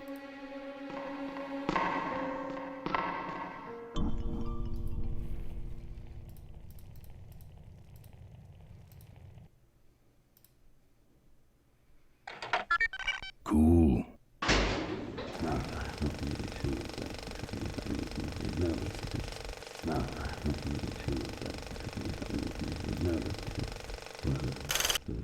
Okay, so that stopped the slide, and then if we turn on the lamp, we should burn through the, yeah, so this should burn What through you the... see before you right now film.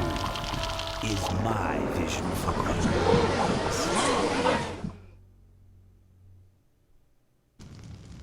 Oh, perfect. This is a disaster. You're telling me we're gonna have some major downtime here. Why don't you tell a joke or something? I don't know any jokes. You know, this reminds me of an amusing anecdote about a...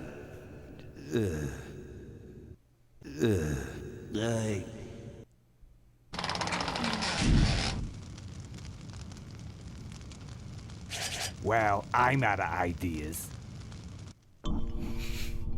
Incidentally, Vanguard Master, one thing I could say is do a search for, I think his name is Peter Brabeck, and he's the CEO of Nestle, who I know everybody talks about, like his, everybody talks about his water comments, but he is definitely not a photogenic CEO. I can see all over the company from here. It's locked on that easel. All right, so...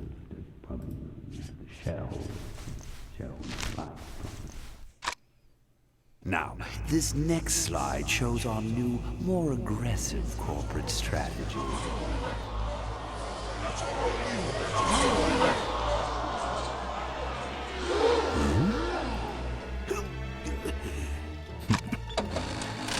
Hello there. If you're hearing this, I must have croaked. Well, people gotta move on, you know, and make room for other people. And that's what I'm here to talk about today. I've made room for someone else to take my place at Corley Motors. And it ain't that embezzling crook Adrian Ripburger. Rip, you don't belong at the head of my company. You belong in jail. I let that man talk me into far too many things. Like keeping my daughter a secret. He was wrong. I was wrong. I should have stood by her. I hope, Maureen, that you forgive me. And that you take over Corley Motors and run it however you see fit. All right, that's enough. How do I turn this damn thing off? I'm sorry you had to hear that, Tate, from one of Malcolm's psychiatric sessions. Near the end, he suffered many paranoid delusions. He was haunted by powerful forces of his own creation. And here's one of them. Ladies and gentlemen, my name is Maureen Corley, and do I have a heck of a story for you. By the time I'm done, you'll see why this man should be in jail. Hey!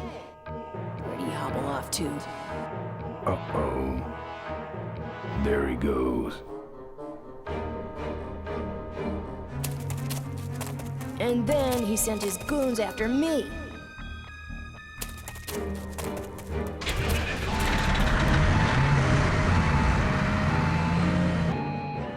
Run, Ripburger. When it's time to find you, we'll just follow the shiny trail. Yes, of course we'll have daycare facilities. Any other questions? Oh, speak of the devil. Come over here, Ben. That was great, Ben. You're finally where we were meant to be all along. So, after we pick up your bike, we'll go get my gang out of jail. And then find out why my gang never showed up to help us. And then you go business suit shopping. Don't remind me. Don't complain. You're going to be rich. At this point, I'd settle for just a little peace and quiet.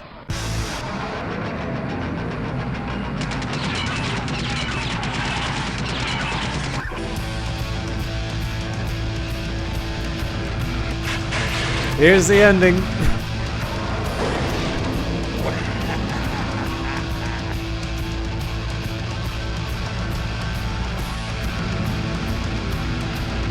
She interrupted my speech then.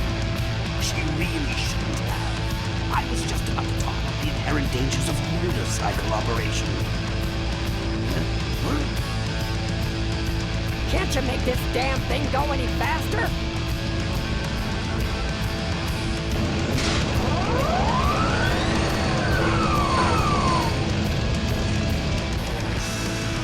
All right, so what we want to do here is learn everything we did about,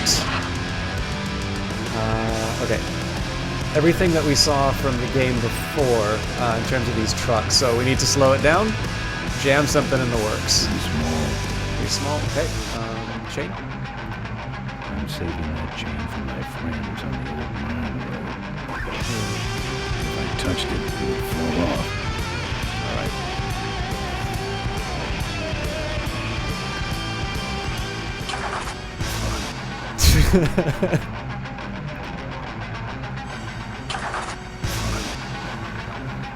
Okay.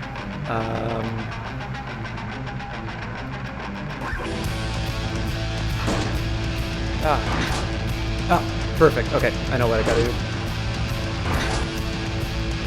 My cane! You'll need more than a cane when I'm through with you, Ripburger.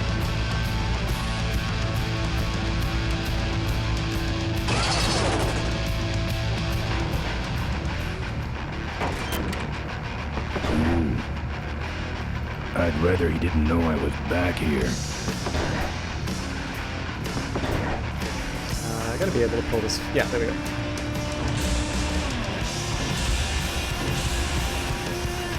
Right.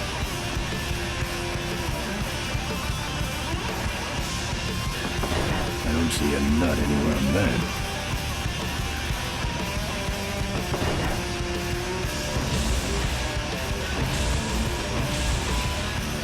Don't budge.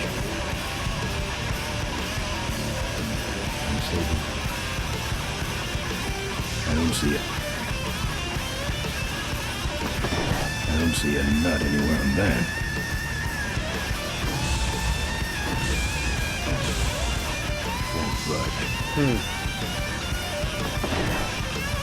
There's something really obvious I must be missing here.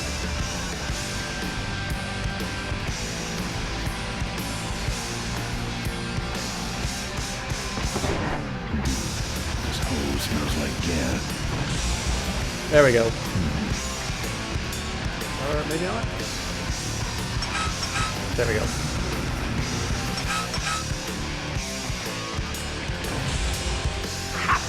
No one sneaks up on me from behind.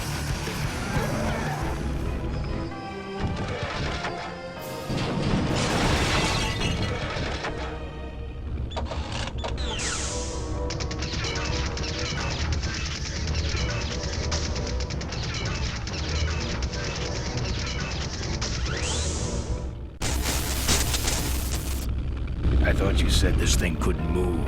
I said it couldn't fly. I never said it couldn't taxi. Well, flying would be nice since we're headed for the gorge. Ripburger, you're going to kill all of us. Shh, Ben, don't ruin the ending. How do you stop this thing? From the cockpit. Okay, so I gotta stop Ripburger first. Careful, Ben!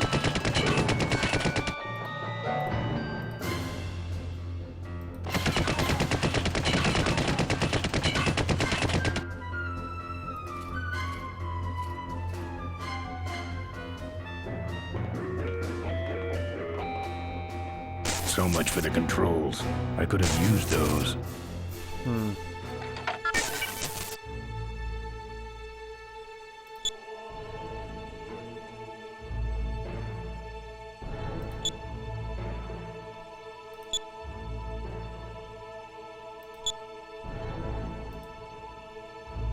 Oh God.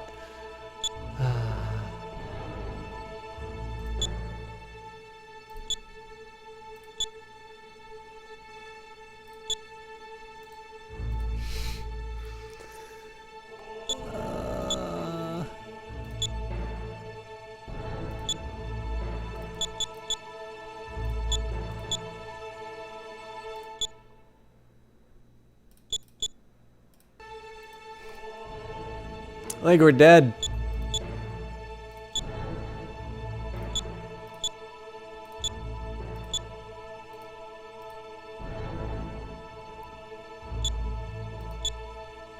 Oh, hang on. I got an idea.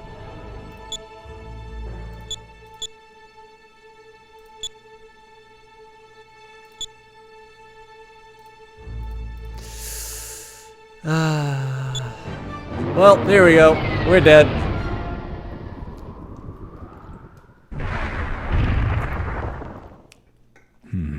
Let me try that again.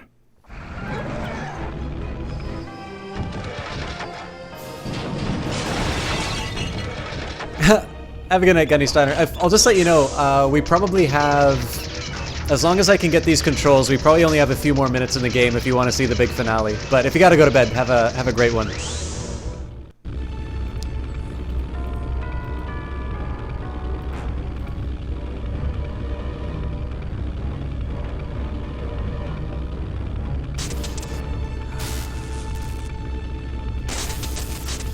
Damn, busted. Those might have been useful. That's trash. Starbright Knight, thank you very much for that host. Okay.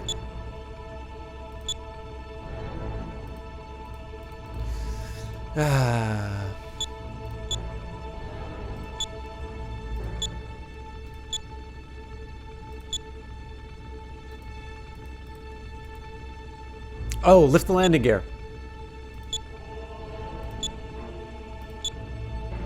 Here goes nothing. What the?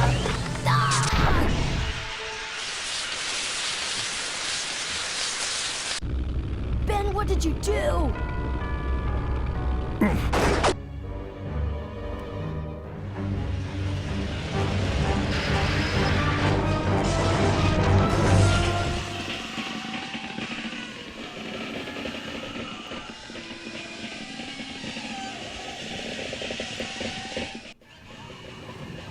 Ben! Ben! Are you alive? I am, but I don't know about Ripburger. I can see him. He's out cold. Climb back here, quick!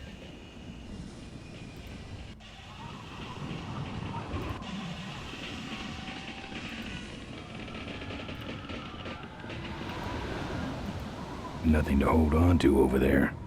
Careful, Ben! I'm taking you and your friends with me, Ben. All you're taking is the wrong kind of medication. Well, easy solution for that problem.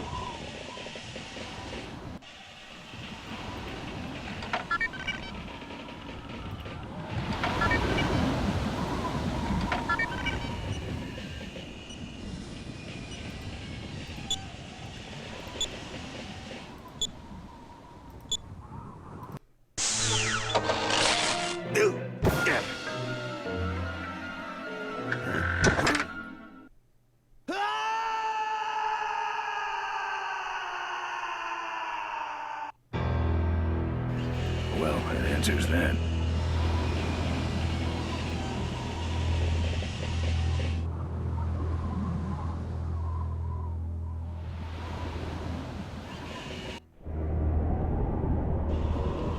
Wait, come back! We need your weight in the plane!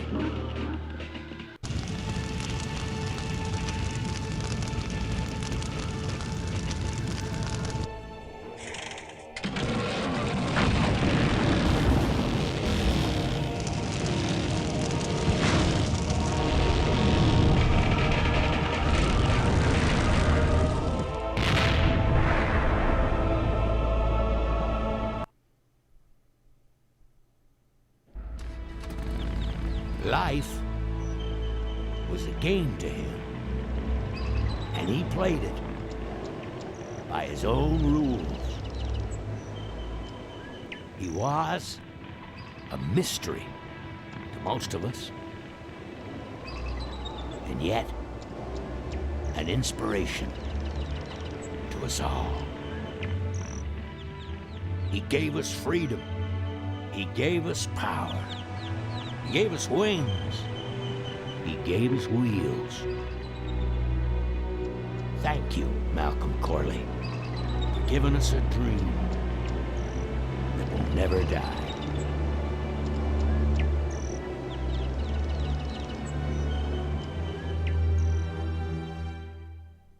So, maybe we could do lunch sometime next week. Yeah, sure. Lunch sounds great. Things aren't gonna change, are they, Ben? I mean, just because I'm in charge of the company now, and living in a mansion and riding around in limos, that doesn't mean we won't spend a lot of time together, does it? Look, Mo, you're in a different league now. You shouldn't be hanging out with the likes of me anymore. But Ben... Oh, just a second. Hello? What? No, that's crazy. Is he nuts? Look, move the meeting up to 5 and tell the plant foreman that I'm coming over personally to inspect those parts. I know, that's what I told him.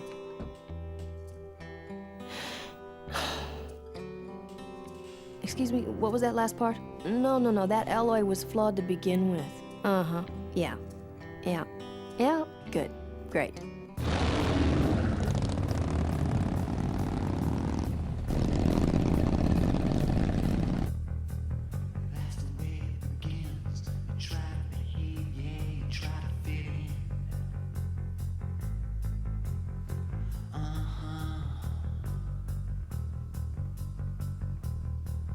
When you rise and stand, you find a lockstep march, no room for jazz.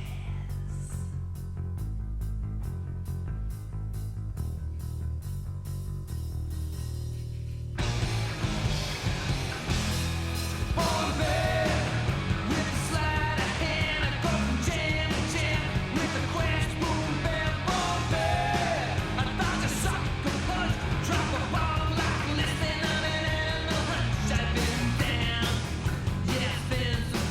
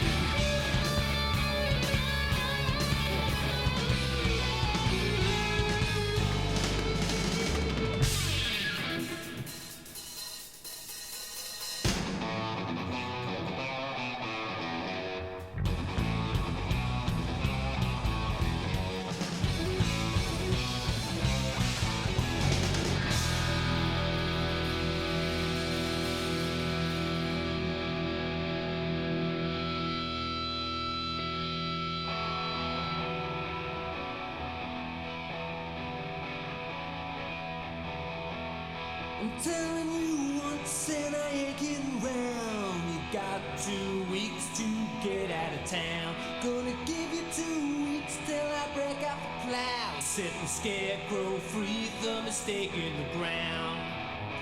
So long, roll on. The plow is greased and it's ready to crease. Better get out of town.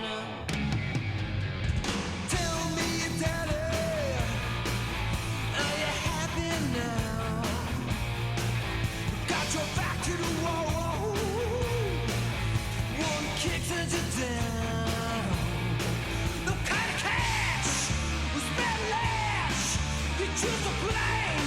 That's how to play.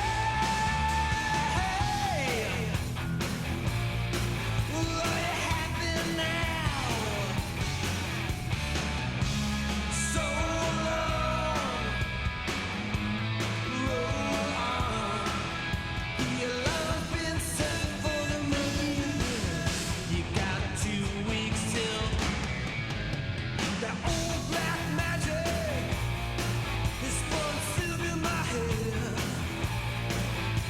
It's much too late to go back on what's been done or said. No kind of cash, no spend lash. You choose to play. That's how it plays.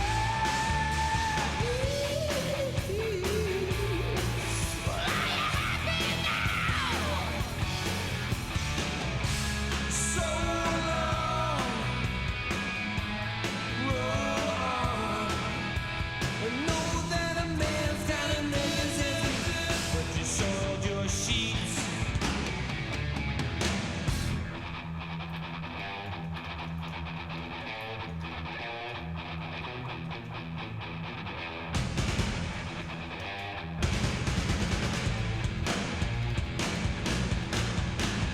Get out, get out, get out, get out, get in the town.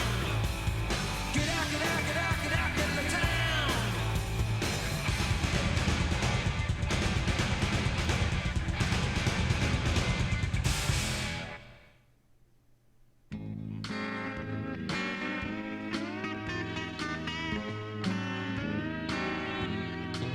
The population is greatly decreased, and now the odds are greatly increased that I may someday get a chance to kiss your lips. I thank the Lord each day for the apocalypse.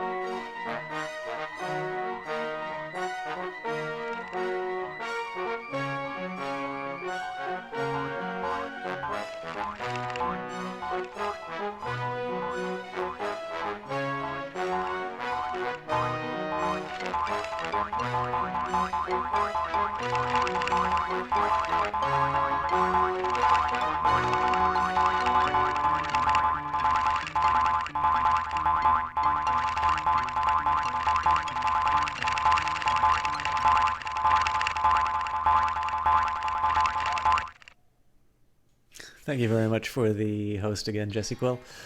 That is Full Throttle Remastered, ladies and gentlemen. So to answer Gunny Steiner's question earlier, game is about 3 hours long if you more or less know all the puzzles. I definitely think it's worth it. I know I've been whoring out the GOG link, but it is currently 20% off with the kind of the launch bonus. That's about $15 Canadian. I definitely think it's worth it. You did Data Tracer, I'm sorry, but we'll be talking a little bit about Full Throttle. So one thing that was great about playing this the second time was I got to appreciate a lot of the foreshadowing in the dialogue. Yeah, Jess. Actually, your dad and I were both calling that character Jess.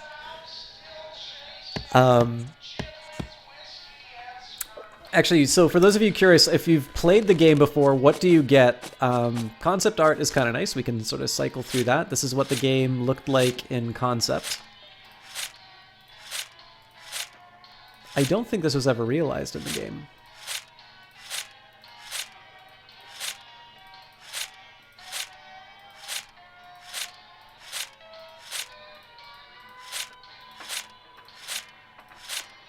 Wow, it's 147. I think we'll go back. Oh, we got a jukebox.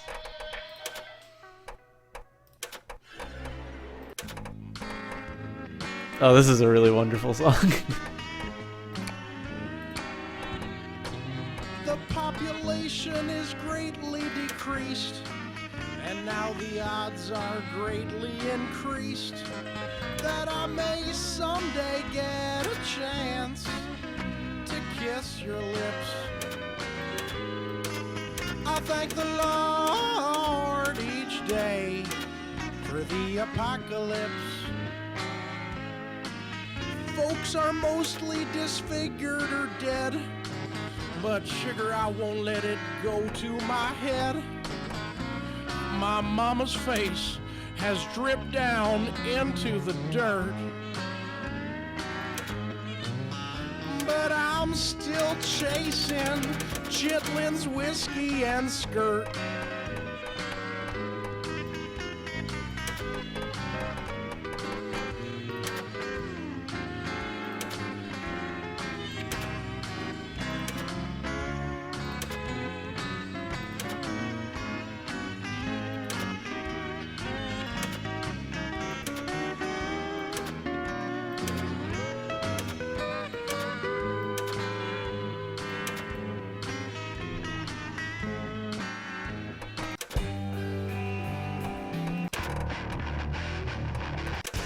I remember some of these. Oh yeah, this is a good one. Anyways, guys, so you definitely get some extra stuff if you liked it. Audio commentary, which I'm going to be enjoying on my own time. But yeah, so I mean, what do we say about games like these? Hesperus donated Day of the Tentacle Remastered to us, which I tremendously enjoyed. I do think that Full Throttle in some ways does represent a peak of adventure gaming. I think it's one of the most accessible titles. They really seem to have refined sort of how you can do the verbs in an interesting way. A lot of the puzzles tell you what you need to get, and instead the rest of it is sort of figuring out what path you're going to take to get those items, and it sort of throws a couple of curveballs your way. I think so the fight sequences were probably the one that represented a bit of a struggle for me, but in the end, even that one just becomes another puzzle to solve, because like when I figured out the chain thing, that was a just me not thinking straight. Again, I really love the atmosphere of the game. I like the fact that a lot goes unsaid. They talk about things like pre-regulation, the fact that there's only one more motorcycle manufacturer in the country. But there's very clearly a lot of history going on inside of the game. The soundtrack's wonderful. And it's just a really interesting story. I mean, it's basically a detective story. And I mean, it appeals to all the sort of stuff that, people like in, big American action stories, right? Lots of bikes and cars and action. Interesting character. And just, it's got a really, I think one of the things that's great about it is it's got a great sense of humor. But the guy who plays Ben does not ham it up. He just delivers it straight, and it makes it work really well. And again, I love the foreshadowing in some of Maureen's lines. So things like, I have not data tracer. I never even heard of it, actually. One of the things that I loved about it was, he says, so this is an illegitimate Corley option? He says, no, I prefer that it's a renegade Corley option. I've only played this game once before, so I completely failed to appreciate the significance of that line. But of course, once you have knowledge of who Maureen actually is, it's a really wonderful little bit of dialogue. And the game is full of that. again, it's got Star Wars references for those who want to look for it, but the game just holds up on its own. I mean, again, it's one of these things that I think if you really wanted, you know, you could just get what you needed out of playing or watching people play the game. But I was on cloud nine, just playing through it. Obviously, I had a lot of fun with the, you know, with the Stardew Valley troll at the start as well. Is there anything else to say about the game? I think there was some warmth to the idea of me doing this a little bit like Day of the Tentacle, where I would turn off the dialogue and I would do it again, but I would voice the characters. I have no hope whatsoever of... Hey, TJS Legacy. I don't think I have any hope of doing Ben's voice, but I don't know. I can do some original stuff with it. Jess, I guess you didn't get to see any of the game, did you? Did you want to see how we started the cast before I wrap it up, or do you want to just leave that for the VOD? I'll put on some music in the background while I get an answer.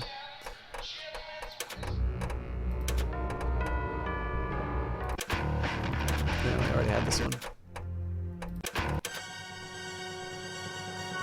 You'll watch the VOD? Okay. But yeah, would it be safe to say, would people like to see this game done again with the, basically what I would do is I would go to,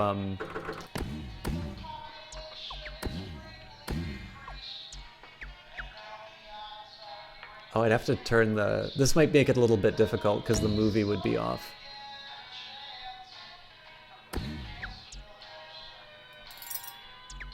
Obviously, I wouldn't do this tonight, but like something like... So the one drawback here is you don't get to hear this really wonderful soundtrack. Although I kind of know when the music cues come up. So whenever I smell asphalt, I think of Marine. That's the last sensation I had before I blacked out. The thick smell of asphalt. The first thing I saw when I woke up was her face. She said she'd fix my bike. Free. No strings attached. I should have known that things are never that simple. Yeah. When I think of Marine, I think of two things. Asphalt and trouble. Rip Burger, you're dumber than dirt! Mr. Corley, if only you'd listen to my plan. My vision. I know your plan, Ripburger. You're waiting for me to die so you can take over my company. Sir, that's horrible. I am not waiting for you to die. You know, I never liked you, Rip. But you've got business know-how and killer instincts that I respect. Why, thank you, sir. But this latest idea of yours, riding up to our shareholders meeting with a gang of bikers? Who do you think you're fooling? The shareholders, sir. It's good PR to be seen hobnobbing with real Corley Motors customers. What do you know about our customers, Adrian? You've never been on a bike. You know I'd be on right now, sir, if it weren't for my destabilizing inner ear condition. Ah, your ears are fine. It's what's between them that scares me. At which point... This is the only thing that's gonna make it hard, because if they silence the movies along with the dialogue...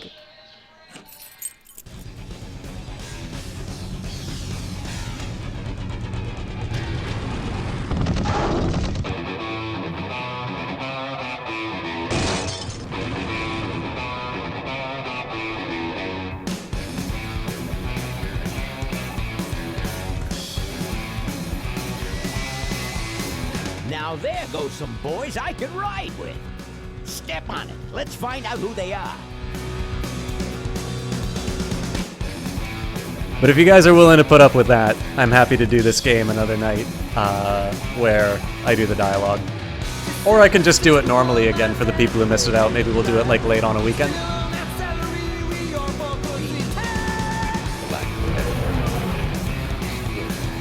I love your voice.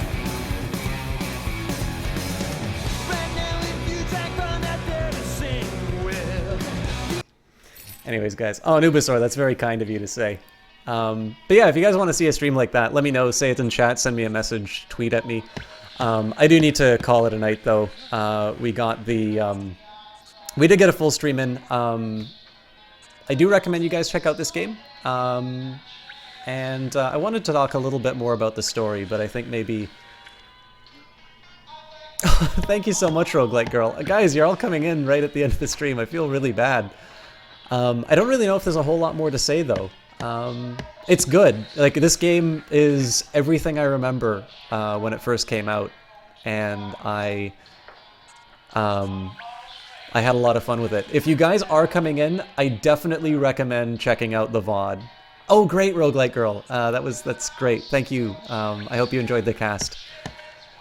Now, I'm going to do a host tonight. Now, I want to let you know there are a lot of very good streamers on, so I'm going to do a few shout-out. First thing that I want to do is give you a shout-out for Jessie Quill, and one of the main reasons for that was the big reveal at the beginning of the cast was the effort of her and her masseur, Jeff DeHeff. Jeff was in here when we did that, when we had that moment, and they do offer these services to casters. So if you are interested, if you want to have something similar like what I had done, they do that, and just get in touch with them. They do commissions.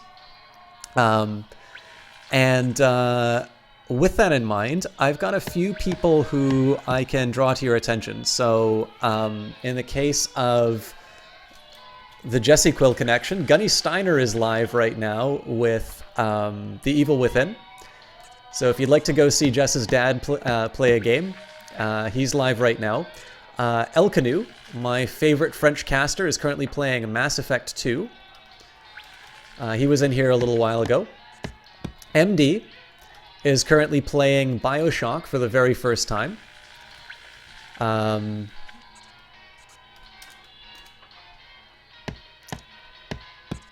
going to host this guy, so I'm going to keep this next one to myself. Now, if you guys like The Beginner's Guide and The Stanley Parable, the guy who made those games is actually streaming right now. Hello Cake Bread is playing I Want to Be the Boshi, and he is the guy who... This is Davey Reedon, who did... who's the guy who did the voice... Well, the guy who created The Beginner's Guide and the co-creator of The Stanley Parable. And finally, if you guys like classic games, I strongly recommend my dear friend Kilgore Trout. Kilgore will probably wind up doing this game himself. But what I am going to do tonight is I am going to... Oh, you know what? It looks like Dynamike's... Okay, so I was originally going to host Dynamike, but it looks like he's actually just wrapping up himself.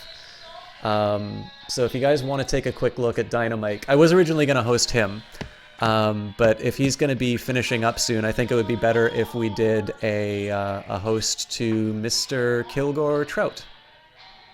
Again, guys, I strongly recommend checking out and following all of those streamers. I only have one host to fire, but I think in this case, Kilgore, because of the classic game connection, will work out. But again, I do strongly recommend. There's a lot of options for you tonight.